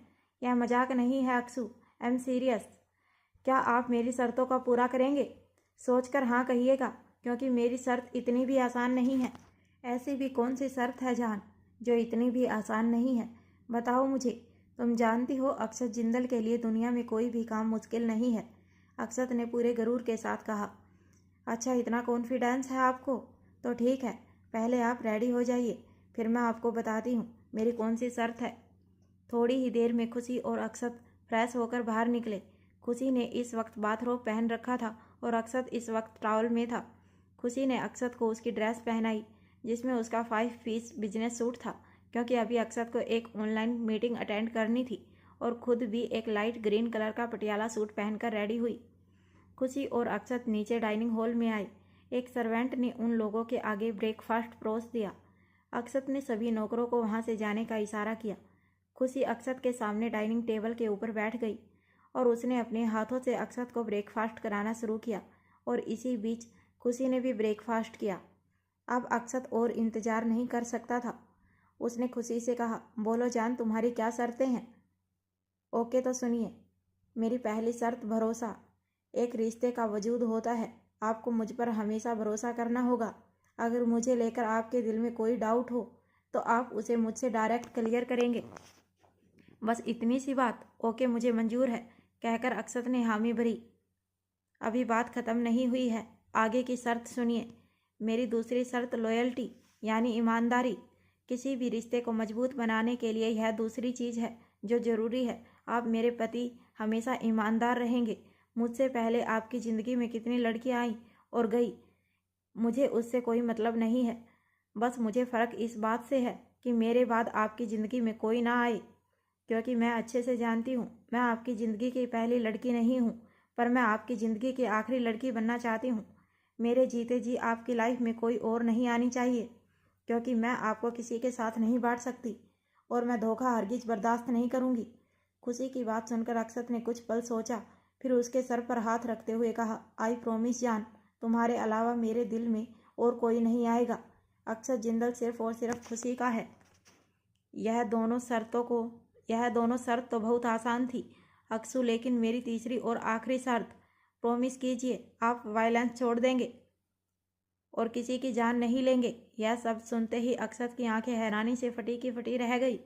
उसने झटके से अपना हाथ खुशी के सर से हटाया और अपने गुस्से भरी निगाहों से खुशी को घूरते हुए कहा, यह तुम क्या मांग रही हो जान? यह इम्पॉसिबल है। तुम अच्छे से जानती हो मैं एक माफिया हूँ और मेरे बहुत सारे दुश्मन हैं। अगर मैंने वायलेंस छोड़ दिया तो वह लोग मुझ पर हावी हो जाएंगे और मैं चाहकर भी अपना माफिया बिजनेस छोड़ नहीं सकता। मैं इसमें बहुत आगे तक निकल चुका हूँ। सिर्फ तुम्हारे कहने से मैं वापस नहीं मुड़ सकता। यह दलदल इतना खतरनाक है, यहाँ जाना तो आसान है लेकिन निकलना नामुमकिन। इसीलिए मैं तुम्हारी यह शर्त पूरी नहीं कर पाऊंगा, कहकर अक्षत जैसे ही अपनी चेयर से उठने को हुआ, खुशी ने उसका हाथ पकड़कर रोकते हुए कहा, प्लीज़ अक्सू, मेरी बात मान जाइए। मैं जानती हूँ आप एक माफिया हैं और आपके लिए वायलेंस ज़रूरी है, लेकिन मैं यह बर्दाश्त नहीं कर सकती कि आपको भी तकलीफ़ हो। कल पार्टी में जो कुछ भी हुआ और मैंने विवान सर की आंखों में जो नफ़रत आपके लिए देखी, उसके बाद मुझे बहुत डर लग रहा है। उस समय मैं बहुत डर गई थी। मुझे ऐसा महसूस हुआ कहीं मैं आपको खो ना दूँ। अगर कभी आपकी दुश्मनी के कारण आपको कुछ हो गया अक्सू, तो मैं जी नहीं पाऊँगी। आप नहीं जानती, आप मेरे लिए मेरी ज़िंदगी बन चुके हैं और मैं आपके बिना जी नहीं सकती। प्लीज़ अक्सू, आप नफ़रत और दुश्मनी का यह खेल यहीं ख़त्म कर दीजिए। मैं एक हैप्पी मैरिड लाइफ चाहती हूँ जिसमें मेरा हस्बैंड ऑफिस जाए, दिन भर काम करे और वापस मेरे पास रात को आ जाए। मेरे छोटे छोटे बच्चे हों, एक हैप्पी मैरिज लाइफ एक मिडिल क्लास फैमिली की तरह। लेकिन आपकी यह दुश्मनी मेरे दिल में हर पल एक डर बनकर बची रहेगी।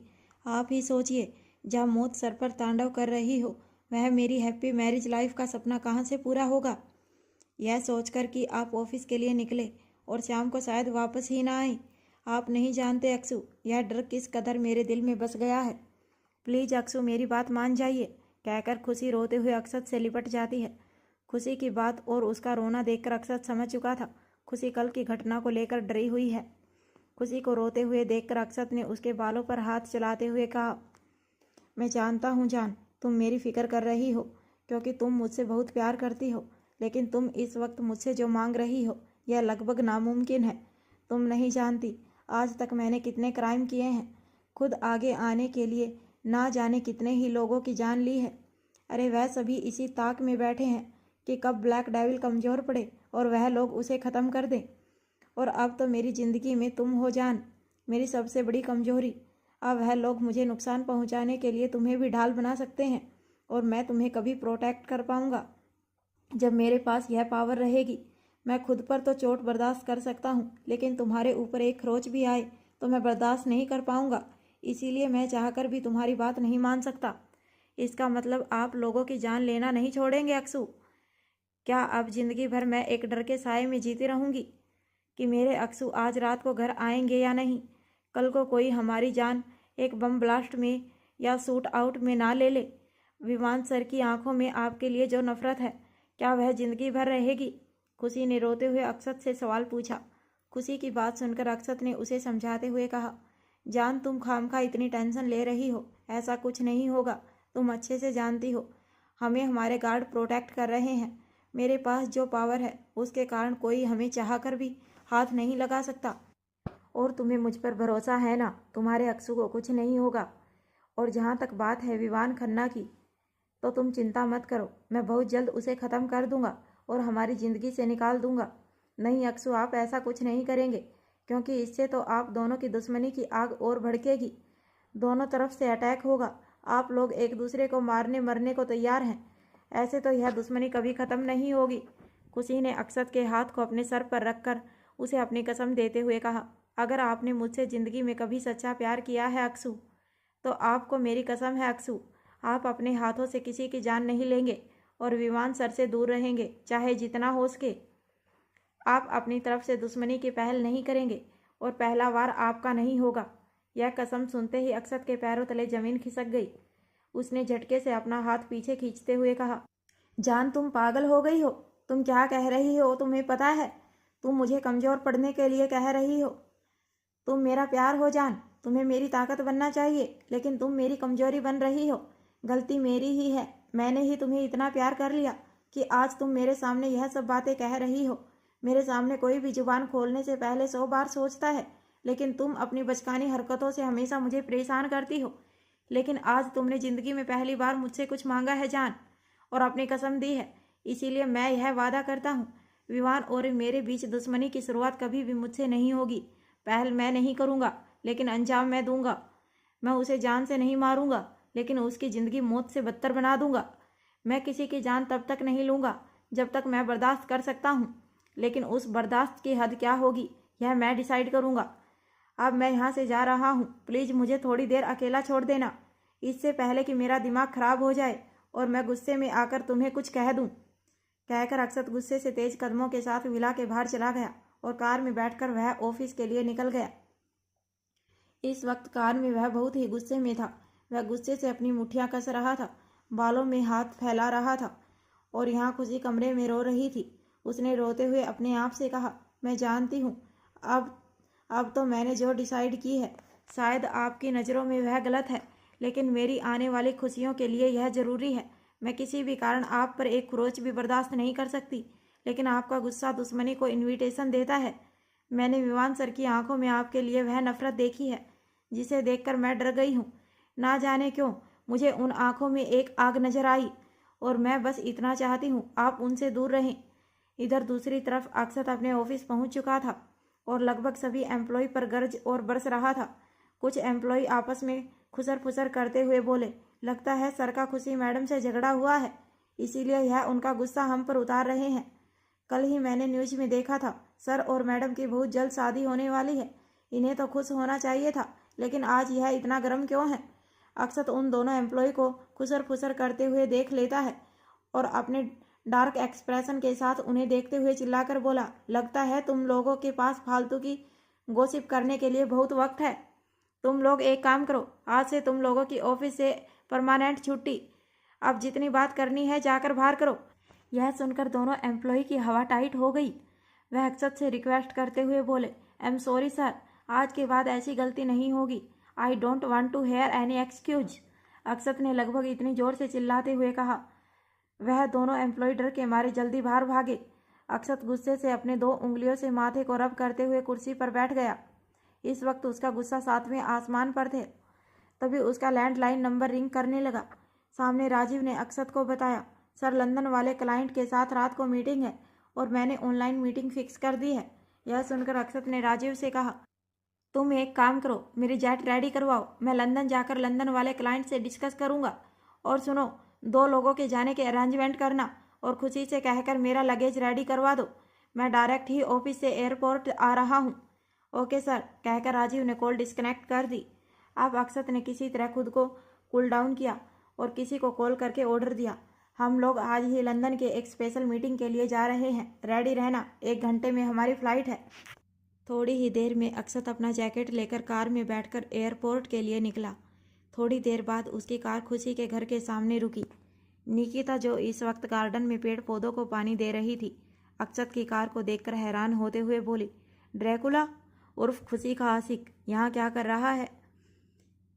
क्या फिर से खुशी को यहाँ छोड़ने आया है? शायद खुशी भी उसके साथ हो। चलकर देखती हूँ। निकिता ने जैसे ही अपने कुछ कदम अक्षत की कार की तरफ बढ़ाए, तभी अचानक निकिता ने देखा कीर्ति अपना लगेज लेकर अक्षत की कार के आगे खड़ी हो गई। ड्राइवर कार से बाहर निकला और कीर्ति का लगेज लेकर कार में रखा। कीर्ति बड़े ही स्टाइल के साथ कार का दरवाज़ा खोलकर अंदर जाने से पहले अक्षत से बोली, सॉरी सर, शायद मैं थोड़ा लेट हो गई। कीर्ति की बात सुनकर अक्षत ने मुस्कुराते हुए कहा, इट्स ओके, अभी हमारे पास टाइम है, तो चलें? कीर्ति ने मुस्कुराकर हाँ में सिर हिलाया। ड्राइवर भी जल्दी से अपनी ड्राइविंग सीट पर बैठकर कार का स्टार्ट कर एयरपोर्ट की तरफ चल पड़ा। अक्षत की कार जाने के बाद निकिता हैरान होते हुए अपनी कमर पर हाथ रखकर बोली, यह ड्रैकुला यहाँ तक आया था और बिना मुझसे मिले यह कीर्ति को लेकर अपने साथ चला गया। यह कीर्ति को कैसे जानता है? और वह भी मुस्कुराकर उससे बात कर रहा था, जिस चेहरे पर कभी मैंने मुस्कान नहीं देखी सिवाय खुशी के सामने। यह हो क्या रहा है यहाँ? क्या खुशी को इस बारे में पता है? खुशी को बताना पड़ेगा, कहकर निकिता जल्दी से पानी की सप्लाई को रोककर कमरे में भागी और अपने मोबाइल लेकर खुशी को कॉल किया। इधर दूसरी तरफ खुशी ने अक्षत का लगेज पैक कर रखा था। राजीव के कहने पर एक गार्ड खुशी से लगेज लेने आया। खुशी ने भी उसे वह लगेज दे दिया। खुशी ने गार्ड से पूछा, सर की ट्रिप कितने दिनों की है? आई एम सॉरी मैम, हम इस बारे में कुछ नहीं जानते, मुझे सिर्फ लगेज लेने के ऑर्डर मिले हैं, गार्ड ने बड़े ही पोलाइट तरीके से कहा और वहाँ से निकल गया। गार्ड के जाने के बाद खुशी ने मायूस होते हुए अपने आप से कहा, आप मुझसे इतने नाराज़ हैं अक्सू कि इंडिया से बाहर जा रहे हैं और मुझे एक बार बताना भी ज़रूरी नहीं समझा? क्या मेरी बात आपको इतनी बुरी लग गई? कहते हुए खुशी की आंखों में नमी आ गई। खुशी अपने आप में यह सोच ही रही थी, तभी उसका फ़ोन रिंग करने लगा। खुशी ने मोबाइल पर फ्लैश हो रहे नंबर को देखा और कॉल उठाया। हाँ निक्की बोल। खुशी, मुझे तुझसे कुछ बात कहनी थी पर समझ नहीं आ रहा मैं कैसे कहूँ। शायद तुझे बुरा लगे पर मेरे ख्याल से यह बात बतानी तुझे ज़रूरी थी, इसीलिए कॉल की। तू कहना क्या चाहती है निक्की? साफ साफ बोल, बातों की जलेबी की तरह मत घुमा। हाँ तो सुन खुशी, तू मुझसे मिल आधे घंटे में, हमेशा की तरह हमारे फेवरेट आइसक्रीम पार्लर में। मैं तुमसे मिलकर बात करना चाहती हूँ। यह सुनकर खुशी ने परेशान होते हुए कहा, अरे लेकिन बात क्या है? मुझे डर लग रहा है, तू कहना क्या चाहती है निक्की? अरे मैं तुझे बताऊंगी ना, तू मिल तो सही। हमारी फेवरेट आइसक्रीम पार्लर में आधे घंटे में निकल रही हूँ, तू भी निकल, कहकर निक्की ने कॉल डिस्कनेक्ट कर दिया। निकिता की बात सुनकर अब खुशी से रहा नहीं गया। उसने जल्दी से अपना पर्स और मोबाइल उठाया और कार में बैठकर अपने फेवरेट आइसक्रीम पार्लर की तरफ निकल गई। यहाँ निकिता पहले ही आइसक्रीम पार्लर में 2 आइसक्रीम लेकर खुशी का इंतजार कर रही थी। खुशी को आता हुआ देखकर निकिता आइसक्रीम लेकर उसके पास गई। अब दोनों बाहर पार्क में बैठकर बात कर रहे थे। अब बोल, तूने मुझे यहाँ क्यों बुलाया? कहते हुए खुशी ने निकिता की तरफ सवालिया नज़रों से देखा। खुशी, तुझे पता है कीर्ति और ड्रैकुला, मेरा मतलब तेरा माफिया अक्सू, एक दूसरे को जानते हैं। क्या तू उन दोनों के बारे में जानती है? आज मैंने देखा जीजू कार से घर पर आए थे, लेकिन कीर्ति को लगेज के साथ अपने साथ पिक करके वहाँ से चले गए और दोनों मुस्कुराकर बात कर रहे थे। निकिता की बात सुनकर खुशी ने इस बात को लाइट तरीके से लेते हुए कहा, ओ तो यह इम्पोर्टेंट बात थी जिसके लिए तूने मुझे कॉल करके जल्दी जल्दी यहाँ बुलाया। तू पागल तो नहीं हो गई है निक्की? इतनी छोटी सी बात तू मुझे फ़ोन पर भी तो बता सकती थी, खामखा मुझे डरा दिया, कहकर खुशी मुस्कुराकर आइसक्रीम खाने लगती है। खुशी का रिएक्शन देखकर निकिता ने आंखें छोटी करते हुए कहा, तुझे यह छोटी बात लग रही है खुशी? अरे मैं क्या कह रही हूँ, तू उसे समझ नहीं रही। निकिता की बात पर खुशी ने आइसक्रीम की अगली बाइट लेते हुए कहा, अरे इसमें समझने वाली क्या बात है? कीर्ति अक्सू के ऑफिस में ही सेक्रेटरी की जगह पर काम कर रही है, क्योंकि फ़िलहाल अक्सू के पास कोई दूसरा सेक्रेटरी नहीं है और इस बारे में मुझे पहले ही पता है, क्योंकि मेरी मुलाकात कीर्ति से ऑफिस में हुई थी और अब उसे भी हमारे रिलेशनशिप के बारे में पता है। और वैसे भी आज अक्सू बिजनेस ट्रिप के लिए लंदन गए हैं, शायद कीर्ति भी उनके साथ जा रही होगी, इसमें कोई बड़ी बात नहीं है। यह सुनकर निकिता ने हैरान होते हुए पूछा, व्हाट? तू इस बारे में पहले ही जानती है और तूने मुझे इस बारे में नहीं बताया? खुशी, तू इस बात को इतनी लाइट तरीके से कैसे ले सकती है, और वह भी अपने बॉयफ्रेंड के साथ? तुझे पता नहीं लेकिन आज मैंने उन दोनों को मुस्कुराकर बातें करते हुए देखा। कीर्ति ने कहा था कि वह थोड़ा लेट हो गई है और तेरे ड्रैकुला ने उस पर बिल्कुल भी गुस्सा नहीं किया। तू अच्छे से जानती है तेरा ड्रैकुला किस टाइप का है। उसे जरा भी लेट लफीती बर्दाश्त नहीं, और उसने इतनी आसानी से कीर्ति को माफ़ कर दिया। उसे डांटा भी नहीं, बल्कि मुस्कुराकर कहा कि कोई बात नहीं, अगर उसकी जगह कोई और इंसान होता तो मैं मान भी लेती कि वह मुस्कुरा सकता है, लेकिन तेरा ड्रैकुला कभी नहीं। वह सिर्फ तेरे सामने मुस्कुराता है। मुझे और रुद्र को तो ऐसे देखता है जैसे कच्चा चबा जाएगा। उसे मुझसे भी जलन होती है, क्योंकि मैंने तुझे लेकर उसकी आंखों में अपने लिए भी जलन देखी है। तो वह भला कीर्ति जैसी लड़की को देखकर क्यों मुस्कुराएगा? तू मान या ना मान खुशी, मुझे उस पर शक हो रहा है। और तू तो कीर्ति को जानती है ना, वह कैसी है। उसके कारण ही आज तेरे रिश्तेदारों के साथ तुम लोगों का 36 का आंकड़ा है। उसने तेरे साथ क्या किया तू सब भूल गई। उसने हमेशा तुझे नीचा दिखाने की कोशिश की थी, तेरे साथ कितना बुरा सलूक करती थी, खुद गलती करके तेरा नाम फंसा देती थी। जो लड़की तेरा चेहरा तक देखना बर्दाश्त नहीं करती थी, अचानक वो तेरी जिंदगी में आई और तुझसे मदद मांगी। तूने उसकी मदद भी की। तू तो जानती है वह कितनी बड़ी गोल्ड दिगर है। जैसी वह ऊपर से दिखती है वैसी अंदर से है नहीं। सब जानने के बाद भी तूने उसकी मदद की। मैं तो तुझे उस वक्त ही रोकना चाहती थी, लेकिन मैं ऐसा कर नहीं पाई। सच बताती हूँ खुशी, मुझे कुछ तो दाल में काला लग रहा है। तू अपने बॉयफ्रेंड को उससे बचाकर, इससे पहले कि वो निकिता आगे बोल पाती, उससे पहले खुशी ने अपना हाथ दिखाकर उसे आगे बोलने से रोकते हुए कहा, तू कुछ ज़्यादा ही सोच रही है निकी। ऐसा कुछ नहीं होगा। और तू जो बातें कर रही है वह आज से 4-5 साल पहले की थी। उस वक्त हम बच्चे थे। हो सकता है अब कीर्ति बदल गई हो, और अगर वह ना भी बदली तो मैं नहीं बदल सकती। अगर कोई मुझसे मदद मांगता है तो मैं उसकी मदद ज़रूर करूँगी, क्योंकि एक इंसान है दूसरे इंसान की मदद करता है। उसे मेरी मदद की ज़रूरत थी तो मैंने उसकी मदद की, क्योंकि मुझे पता है बेघर होना क्या होता है, वह भी एक लड़की के लिए। क्योंकि कुछ महीने पहले मैं भी उस दोराहे पर खड़ी थी। उस वक्त राहुल ने मेरा साथ दिया था। और जहाँ तक बात है अक्सू की, तो मुझे उन पर पूरा भरोसा है, वह मुझे धोखा नहीं देंगे। कहते हुए खुशी की आंखों में कॉन्फिडेंस था। यह सुनकर निकिता ने खुशी को समझाते हुए कहा, और अगर दे दिया तो? खुशी, वह मर्द है, एक मर्द जिंदगी भर एक औरत पर टिक कर नहीं रह सकता। मर्द को हमेशा अपनी औरत दाल और सामने वाली चिकन बिरयानी लगती है, जिसे वह चखने की ताक में रहता है। और तेरा बॉयफ्रेंड तो इतना हैंडसम, रिच और अमीर है, उसे पाने का ख्वाब लगभग हर लड़की देखती है। आखिर एक मर्द कब तक खुद को रोके? इसीलिए हर औरत का फर्ज बनता है वह अपने बॉयफ्रेंड या पति को इतनी ही छूट दे जितनी वह लगाम कस सकती है। औरत को चाहिए वहीं पर भरोसा करने के साथ साथ नज़र भी रखे। खुदा ना खास्ता खुशी, अगर उसने तुझे धोखा दे दिया तो तूने सोचा है तू क्या करेगी? निकिता की बात सुनकर खुशी ने कुछ पल सोचा, लेकिन फिर एक लंबी गहरी सांस लेकर निकिता से कहा, देख निक्की, मुझे नहीं पता लगाम खींचनी है या ढीली देनी है, नज़र रखना है या नज़रअंदाज करना है। मैं सिर्फ इतना जानती हूँ, मैं उससे प्यार करती हूँ और वह मुझसे प्यार करता है। हमारे बीच किसी तीसरे की आने की कोई उम्मीद नहीं है, लेकिन अगर उसने कभी मुझे धोखा दिया भी तो मैं चाहूँगी कि वह मुझे खुद बता दे। अगर वह मेरे साथ रहता है तो उसका वेलकम, और अगर उसका मुझसे मन भर गया है तो गेट लॉस्ट। क्योंकि प्यार में ज़बरदस्ती और शक नहीं चलता, सिर्फ भरोसा चलता है।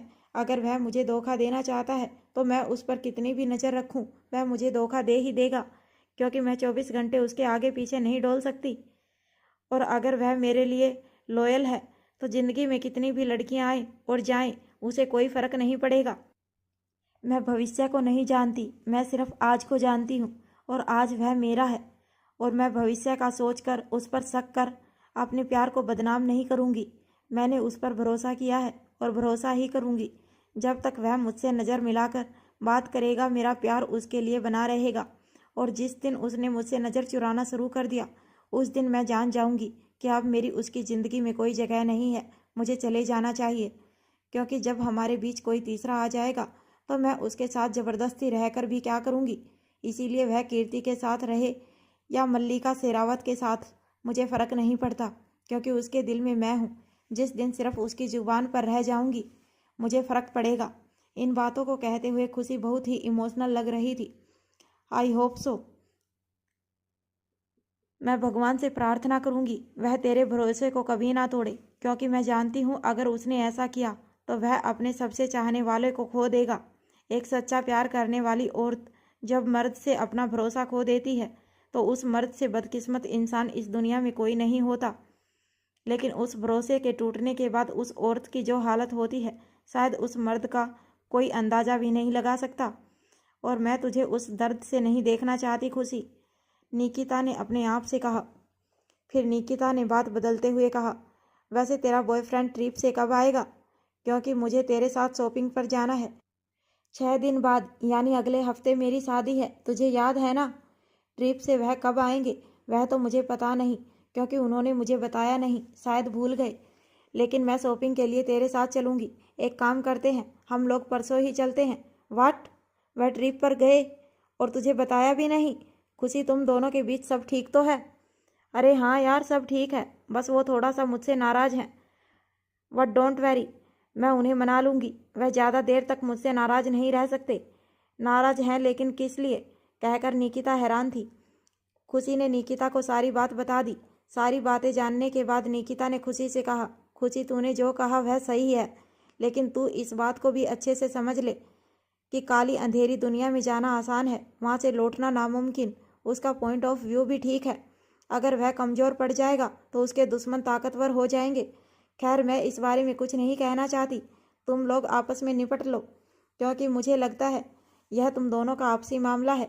फिलहाल शाम हो चुकी है, मेरे ख्याल से हम लोगों को चलना चाहिए। खुशी और निकिता जैसे ही उस जगह से निकलने को हुए तभी सामने वह किसी शख्स को देखकर हैरान रह गई। वह शख्स अपने सामने खुशी को देखकर मुस्कुरा रहा था। रुद्र सर, आप यहाँ? खुशी ने सामने खड़े रुद्र से मुस्कुराकर पूछा। हाँ खुशी, मैं। कैसी हो तुम? आज अचानक तुम बाहर? आज तुम्हारे बॉयफ्रेंड ने तुम्हें आने कैसे दिया? रुद्र की बात सुनकर खुशी ने मुस्कुराते हुए कहा, मैं बिल्कुल ठीक हूँ। दरअसल अक्सू बिजनेस ट्रिप के लिए लंदन गए हैं। वैसे मेरी छोड़िए, आप कैसे हैं? मैं भी बिल्कुल ठीक हूँ। वैसे मैंने तुम लोगों की शादी की न्यूज़पेपर में देखी थी। मेरी तरफ से तुम्हें कॉन्ग्रेचुलेसन। थैंक यू सर, लेकिन आप मुझे अभी से कॉन्ग्रेचुलेसन क्यों कह रहे हैं? शादी में अभी 10 दिन बाकी हैं। आप शादी में मुझे कॉन्ग्रेचुलेसन कह दीजिएगा। यह सुनकर रुद्र का चेहरा थोड़ा उतर गया। उसने खुशी से कहा, सॉरी खुशी, पर मैं शादी के वक्त यहाँ नहीं रह पाऊँगा। मैं वापस नीदरलैंड जा रहा हूँ। यह सुनकर निकिता और खुशी दोनों हैरान थे। निकिता को बहुत बुरा लगा। उसके दिल में कुछ जज्बात थे जो वह कह नहीं पा रही थी। बट आप नीदरलैंड वापस जा रहे हैं? लेकिन क्यों सर? कम से कम शादी तक तो रुक जाइए, खुशी ने रिक्वेस्ट करते हुए कहा। सॉरी खुशी, इम्पोर्टेंट है। डैड की तबीयत आजकल ठीक नहीं चल रही। अब मुझे वापस जाकर बिजनेस संभालना होगा। मैं तुमसे घर पर मिलने आना चाहता था, लेकिन तुम्हें कोई प्रॉब्लम ना हो इसीलिए नहीं आया। तुमसे मुलाकात हो गई, मुझे अच्छा लगा। वैसे प्लीज़ तुम मुझे सर मत कहो, मैं तुम्हारा दोस्त हूँ।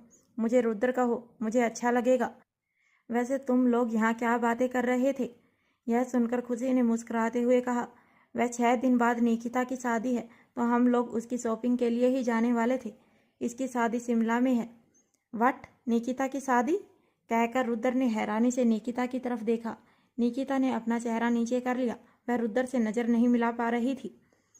खुशी इस बात से अनजान उसने मुस्कुराते हुए कहा, अरे आप इतने शौक क्यों हो रहे हैं? क्या निक्की ने आपको शादी में नहीं बुलाया? निकिता, तूने रुद्र सर को शादी में इनविटेशन नहीं दी? खुशी ने सवालिया नज़र से निकिता को देखते हुए कहा। वह खुशी, दरअसल मैं बताना भूल गई। अरे निक्की, तू इतनी ज़रूरी बात कैसे भूल गई? रुद्र हमारे दोस्त हैं। ओके, तेरी तरफ से मैं इन्हें इनविटेशन दे देती हूँ। खुशी ने शादी का कार्ड जो निकिता खुशी के लिए लेकर आई थी रुद्र को देते हुए बोली, आप शादी में ज़रूर आना, अगर मौका मिले तो। इसी बहाने आप भी इंडिया की शादी देख लेंगे। रुद्र ने भी कार्ड को लेकर देखते हुए एक नज़र निकिता को देखा, फिर खुशी से कहा, सॉरी खुशी, मैं नहीं आ पाऊँगा क्योंकि मैं कल ही जा रहा हूँ। Thank you for the invitation.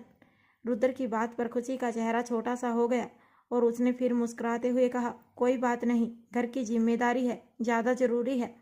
खुशी ने निकिता से कहा, निकिता चल, मैं तुझे तेरे घर ड्रॉप कर दूँ। यह सुनकर रुद्र ने खुशी से कहा, खुशी तुम रहने दो, तुम्हारा जिंदल विला अपोजिट साइड है, तुम चाहो तो मैं निकिता को उसके घर छोड़ दूंगा, मैं भी उसी साइड जा रहा हूँ। यह सुनकर खुशी ने मुस्कुराते हुए कहा, अरे यह तो बहुत अच्छी बात है निकिता, तू रुद्र सर के साथ चली जा। मैं घर के लिए निकलती हूँ, बाय, फिर मिलेंगे, परसों शॉपिंग पर चलेंगे, कहकर खुशी कार में बैठने लगी। तभी अचानक उसे ऐसा महसूस हुआ कोई उसे देख रहा है। उसके ऊपर रेड कलर की एक छोटी सी लाइट फ्लैश होने लगी। खुशी ने नज़रों से जैसे ही उस लाइट का पीछा किया, अचानक खुशी के 4 गार्ड खुशी के आगे आते हुए बोले, मैम आपको जल्दी कार में बैठना होगा, फास्ट। कहते हुए गार्ड ने जल्दी से खुशी को कार के अंदर बैठाया और दरवाज़ा लॉक कर दिया। उसके हाईली प्रोटेक्टेड फीचर ऑन कर दिए। यह कार पूरी तरह से बुलेट प्रूफ कार थी। सभी गार्ड कार को घेर कर चारों तरफ खड़े हो गए और अपनी स्पेशल गॉगल से हर जगह को स्कैन करने लगे। खुशी हैरानी से गार्ड से बोली, अरे लेकिन बात क्या है? गार्ड ने बिना खुशी को कोई जवाब दिए ड्राइवर को इशारे से ऑर्डर दिया कार को यहाँ से निकालने का, और गार्ड के ऑर्डर पाते ही ड्राइवर ने कार को फुल स्पीड पर वहाँ से दौड़ा दिया। खुशी को कुछ भी समझ नहीं आया। उसने ड्राइवर से भी बहुत बार पूछा, लेकिन ड्राइवर ने भी कोई जवाब नहीं दिया। खुशी को यह चीज़ काफ़ी अजीब लग रही थी। अब खुशी ने मोबाइल निकाला और अक्षत को कॉल करने की कोशिश की। अक्षत का फ़ोन नॉट रीचेबल आ रहा था। खुशी ने राजीव को कॉल किया। राजीव ने कॉल रिसीव कर खुशी को बताया, कविन सर अभी अपनी प्राइवेट जेट में हैं और कुछ इम्पोर्टेंट क्लाइंट से ऑनलाइन वीडियो कॉल पर डिस्कस कर रहे हैं। यह सुनकर खुशी ने थोड़ा मायूस चेहरा बनाकर कहा, ओके सर से कहिएगा वह फ्री होकर मुझे कॉल करें। कहकर खुशी ने कॉल डिस्कनेक्ट कर दी। लगभग 1 घंटे में अक्षत ने अपनी ऑनलाइन कॉन्फ्रेंस को अटेंड कर लिया था, पर अब हेड रेस्ट पर अपने सर को टिकाकर आराम कर रहा था। कीर्ति भी उसके बगल में बैठी हुई थी। तभी राजीव अक्षत के पास आया और उसके कान में कुछ बताया, जो सुनकर अक्षत का चेहरा सर्द हो गया। उसके हाथों की मुट्ठियां कस गई। उसने दांत पीसते हुए राजीव से कहा, पता करो वह कौन है। ओके सर खुशी मैडम का कॉल आया था, वह आपसे बात करना चाहती है। दोबारा खुशी की कॉल आए तो उनसे कहना मैं बिजी हूँ, टाइम मिलेगा तो बात कर लूँगा। ओके सर, कहकर राजीव अपनी सीट पर बैठ गया। कीर्ति जो उसके बगल में बैठकर सारी बातें सुन रही थी, अक्षत से बोली, क्या हुआ सर, आप कुछ परेशान लग रहे हैं, क्या खुशी से झगड़ा हुआ है? आई एम सॉरी, बट शायद मुझे आप लोगों की पर्सनल लाइफ में नहीं बोलना चाहिए, और वह मेरी बहन है, इसलिए अगर आपको बुरा लगा हो तो आई एम सॉरी। कीर्ति की बात सुनकर अक्षत ने एक लंबी सांस लेकर कहा, कोई ज़्यादा बड़ी बात नहीं है, बस हमेशा की तरह उसकी नादानियाँ, शायद मेरा प्यार उसके लिए कुछ ज़्यादा ही बढ़ गया। कुछ देर अकेले रहेगी तो शायद उसे अपनी गलती का एहसास होगा। यह सुनकर कीर्ति ने मुस्कुराते हुए कहा, इसमें कोई बड़ी बात नहीं है सर, वह बचपन से ही बहुत नादान है, हमेशा गलतियां वह करती थी, लेकिन बड़ी बहन होने के नाते उसकी गलतियों को मैं अपने सर ले लेती थी। दरअसल वह मेरी मासी की बेटी है, हम दोनों की माँ सगी बहनें थी। नाना जी मुझे बहुत प्यार करते थे और यही बात शायद उसे अच्छी नहीं लगती थी, इसीलिए सबका अटेंशन गेन करने के लिए वह शरारत करती थी। आपको पता है, एक बार उसने रसोई घर में आग लगा दी थी, सभी लोगों की जान जाते जाते बची, पर मैंने किसी तरह मामले को हैंडल कर लिया था। उसी गुस्से में नाना जी ने उसे एक कमरे में बंद रखा था, लेकिन मैंने चुपके से जाकर उसे खाना खिलाया, आखिर है तो वह मेरी छोटी बहन। पूरी बात जानकर अक्षत ने मुस्कुराकर कहा, शायद तुम ठीक कह रही हो, उसे अटेंशन गेन करना अच्छा लगता है। वैसे आप बहुत समझदार लगती हैं, मुझे खुशी है आप हमारी कंपनी के लिए काम कर रही हैं। पीछे बैठा हुआ राजीव भी उन लोगों की बातें सुन रहा था और मुंह बनाते हुए अपने आप से बोला, यह कल की आई हुई लड़की कुछ ज़्यादा ही नहीं बन रही? खुशी के कारण किसी को कोई प्रॉब्लम हो, यह तो मैं मान ही नहीं सकता। वह तो हमेशा दूसरों की हेल्प करती है, इतनी स्वीट और केयरिंग नेचर की। मुझे तो यही नक्चड़ी लग रही है। देखो कैसे सर के पास चिपक कर बैठी है, और सर को यह हो क्या गया है, वह इसके साथ इतने पोलाइट तरीके से कैसे बात कर रहे हैं। जहाँ तक मैं जानता हूँ वह तो सिर्फ अपनी कविन के साथ ही नॉर्मल रहते हैं, कहीं दाल में कुछ काला तो। अरे नहीं नहीं राजीव, तू क्या सोच रहा है, सर के दिल में सिर्फ उनकी जान है और कोई नहीं, और बहुत जल्द उनकी शादी भी होने वाली है। इस नक्सड़ी से भी खूबसूरत लड़कियों को सर ने ठुकराया है, तो यह किस खेत की मूली है। यूं ही बातें करते हुए अक्षत की फ्लाइट लैंड हो चुकी थी और वह लोग कार में बैठकर होटल के लिए निकल गए। इधर दूसरी तरफ खुशी विला पहुंच चुकी थी। रात का समय था। उसने हल्का सा डिनर किया और फ़ोन लेकर अक्षत के कॉल का इंतजार करने लगी। खुशी ने कॉल देखते हुए अपने आप से कहा, अक्षु का कोई कॉल और मैसेज नहीं आया, सब ठीक तो है? क्या वह मुझसे इतना नाराज़ है कि मुझसे बात नहीं करना चाहते? आज तक तो ऐसा नहीं हुआ कि वह मेरी आवाज़ सुने बिना 4 घंटे से ज़्यादा रह जाए, लेकिन आज उन्होंने ना फ़ोन किया ना मैसेज। पता नहीं उन्होंने अपने जख्मों पर मरहम लगाया भी होगा या नहीं। इतनी गहरी चोट लगी है, पता नहीं मेडिसिन ली है या नहीं। फिर खुशी ने अपने आप पर टपली मारते हुए कहा, खुशी तू कुछ ज़्यादा ही सोच रही है। वह बिजी होंगे वरना वह कॉल ना करें, ऐसा हो ही नहीं सकता। खुशी मोबाइल पर अक्षत की फ़ोटो देखकर उसे किस करते हुए बोली, आई लव यू अक्षु, जल्दी आ जाइए, आपके बिना दिल नहीं लगता। कहते हुए खुशी ने मोबाइल को हक करके अपनी आंखें बंद कर ली और अब वह गहरी नींद में थी। इंडिया और लंदन के टाइम में लगभग 4 घंटे का डिफरेंस है। इंडिया में इस वक्त रात के 9 बज रहे थे और लंदन में लगभग 5 बज रहे थे। अक्षत और राजीव होटल के एक ही कमरे में रुके थे क्योंकि अक्षत के हाथ में बुलेट लगने के कारण उसे राजीव की हेल्प की ज़रूरत थी। उनके कमरे के ठीक सामने कीर्ति का कमरा था। वह लोग होटल में आकर तुरंत रेडी हुए और रात लगभग 7 बजे वह लोग अपनी मीटिंग अटेंड करने के लिए पहुंचे। लगभग 12 बजे तक उन लोगों की मीटिंग चली और हाथों हाथ डील फाइनल हो गई। अक्षत को एक बहुत ही बड़ी बिल्डिंग मॉल बनाने का प्रोजेक्ट मिला था जो कि उस फॉरेन कंपनी की रिप्रेजेंट करेगी इंडिया में। लंदन के बहुत बड़े बड़े ब्रांड के सामान उस मॉल में बिकने वाले थे। यह प्रोजेक्ट लगभग 1500 करोड़ का था और इसीलिए अक्षत ने फेस टू फेस लंदन जाकर इस मीटिंग को अटेंड करने का निर्णय किया था। प्रोजेक्ट फाइनल होने की खुशी में कंपनी वालों ने अक्षत को इनवाइट करते हुए कहा, इतनी बड़ी डील है, फाइनल होने की खुशी में क्यों ना हम लोग कुछ ड्रिंक कर लें। अक्षत को भी इस बात पर कोई आपत्ति नहीं थी। सभी लोग पार्टी में ड्रिंक करने बैठ गए। अक्षत अपने बिजनेस पार्टनर के साथ बैठकर ड्रिंक कर रहा था और कीर्ति साइड में बैठकर जूस पी रही थी और यह मौका कीर्ति अपने हाथ से जाने नहीं देना चाहती थी। कीर्ति ने बड़े ही चालाकी से अक्षत की ड्रिंक में एक ड्रग डाल दिया। क्योंकि कीर्ति अक्षत के साथ ही थी, उसके गार्ड को कीर्ति पर कोई शक नहीं हुआ। राजीव भी अपने काम में बिजी था। यह मौका कीर्ति के लिए बहुत अच्छा था। ड्रिंक करने के तुरंत बाद अक्षत को नशा होने लगा। उसने अपने पार्टनर से एक्सक्यूज कर बाथरूम की तरफ गया और धीरे धीरे उसे चक्कर आना तेज हो गया। अक्षत ने अपने आप को संभालने की बहुत कोशिश की लेकिन वह संभाल नहीं पाया। तभी वह किसी से टकरा गया और यह कोई और नहीं कीर्ति थी जिसने अक्षत को थाम लिया। कीर्ति ने अनजान बनते हुए अक्षत से पूछा, क्या हुआ सर, आप ठीक तो हैं? अक्षत ने अपना सिर पकड़कर नशे में कहा, no I am not okay, मुझे गर्मी लग रही है, आई नीड टू शावर, मुझे मेरे होटल के कमरे में ले चलो। कीर्ति के चेहरे पर तिरछी मुस्कान आ गई। इस वक्त वह लोग जिस जगह पर थे यह होटल बहुत ही शानदार था। कीर्ति ने अक्षत को संभालने का नाटक करते हुए उसे उसके कमरे के पास ले गई और झूठ मूठ में नाटक करते हुए बोली, सर आपका की कार्ड काम नहीं कर रहा, मैं आपको अपने कमरे में ले जाती हूँ। अक्षत ने ड्रग के नशे में कहा, कुछ भी करो बट मुझे जल्दी शावर लेना है, मुझे बहुत बेचैनी हो रही है, गर्मी लग रही है। अब कीर्ति जो चाहती थी वही होने वाला था। यह सोचकर उसके चेहरे पर मिस्टीरियस स्माइल थी। वह तुरंत ही अक्षत को कमरे में लाई और बेड पर फेंक दिया।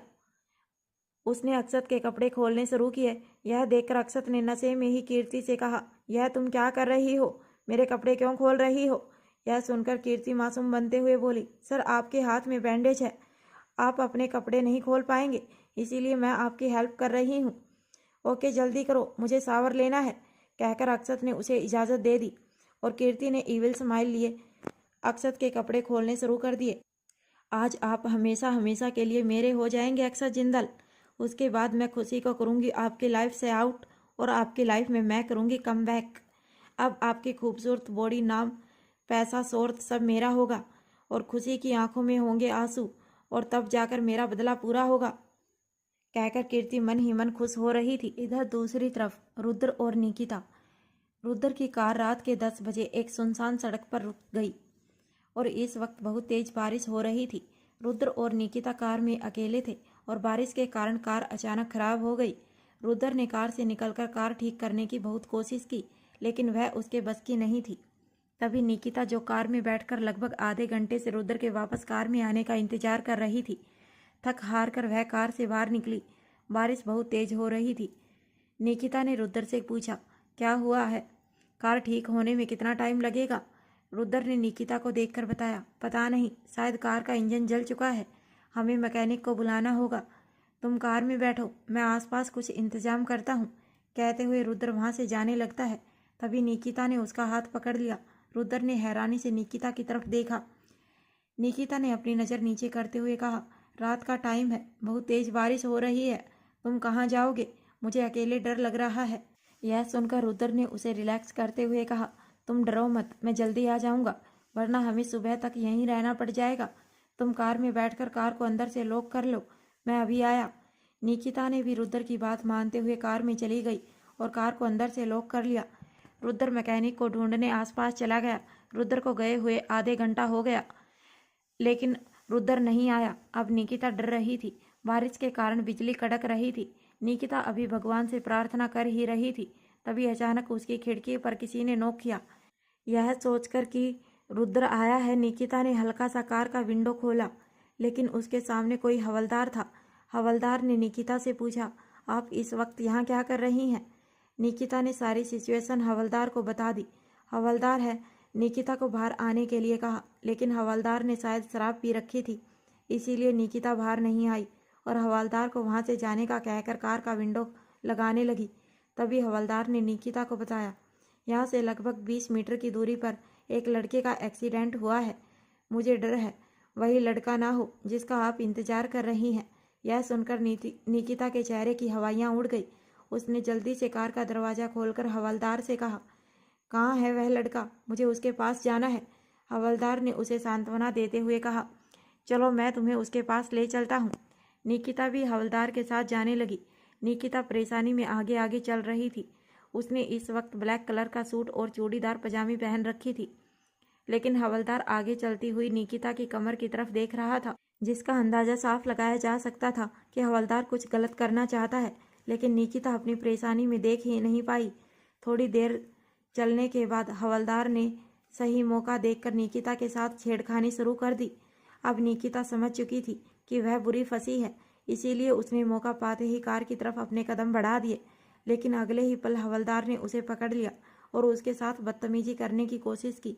अब निकिता चिल्लाए जा रही थी, लेकिन दूर दूर तक उसकी सुनने वाला कोई नहीं था। उसने हवलदार की तरफ फाइट बैक करने की कोशिश की, लेकिन नाकामयाब रही। हवलदार काफ़ी मोटा ताजा और हट्टा कट्टा शरीर का इंसान था। उसने निकिता के कंधे से उसके कपड़े फाड़ दिए और कुर्ती को भी काफ़ी बुरी तरह से फाड़ दिया। अब उसने ज़बरदस्ती निकिता को किस करने की कोशिश की। यह देखकर निकिता ने एक थप्पड़ हवलदार को मारा। हवलदार का चेहरा एक तरफ झुक गया और गुस्से में हवलदार ने भी निकिता के बाल पकड़कर उसे एक थप्पड़ मारा। निकिता के होठों के साइड से खून आने लगा और उसे लगभग चक्कर से आने लगे। अगले ही पल हवलदार ने निकिता को सड़क पर पटक दिया और उसके ऊपर आ गया। निकिता अब रो रही थी, चिल्ला रही थी, लेकिन उसकी सुनने वाला कोई नहीं था। हवलदार ने जैसे ही निकिता की कुर्ती को खोलने की कोशिश की, तभी किसी ने एक लात हवलदार के चेहरे पर मारी। हवलदार खुद को संभाल नहीं पाया और बगल में जाकर गिर गया। हवलदार ने चेहरा उठाकर देखा, उसके सामने कोई और नहीं रुद्र था। रुद्र जलती हुई निगाहों से हवलदार को देख रहा था। हवलदार ने शराब पी रखी थी, इसीलिए वह दोबारा खड़ा नहीं हो पाया। रुद्र ने उस पर लातों और गुस्सों की बरसात कर दी।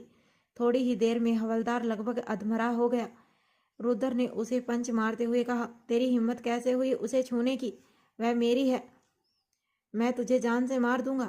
रुद्र गुस्से में हवलदार को मारता जा रहा था, लेकिन रुद्र की बात सुनकर निकिता अपनी जगह पर ठगी सी खड़ी रह गई। उसे यकीन नहीं हो रहा था, रुद्र यह क्या कह रहा है। रुद्र ने गुस्से में एक ईंट उठाकर जैसे ही हवलदार के सर पर मारना चाहा, निकिता ने उसे रोकते हुए कहा, नहीं रुद्र, उसे छोड़ दो, तुम अपने हाथ उसके खून में गंदे मत करो, तुमने उसे सजा दे दी है, चलो यहाँ से।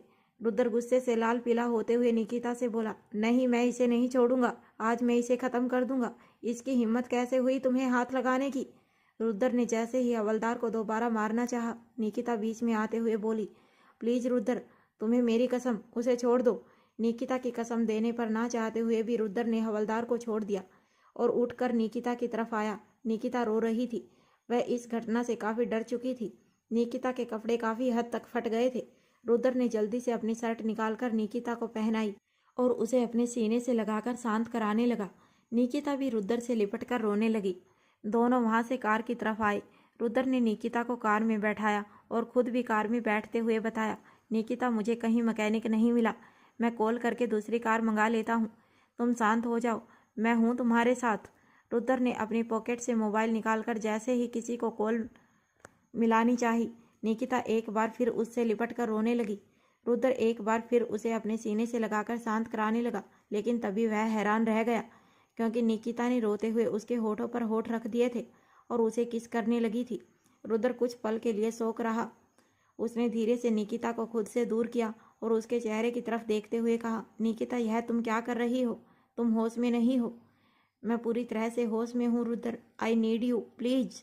कहते हुए निकिता ने एक बार फिर रुद्र के होठों पर अपने होठ रख दिए और उसे किस करने लगी। रुद्र कुछ पल शौक रहा, फिर अगले ही पल उसने निकिता का साथ देना शुरू कर दिया और वहीं कार में दोनों सो गए।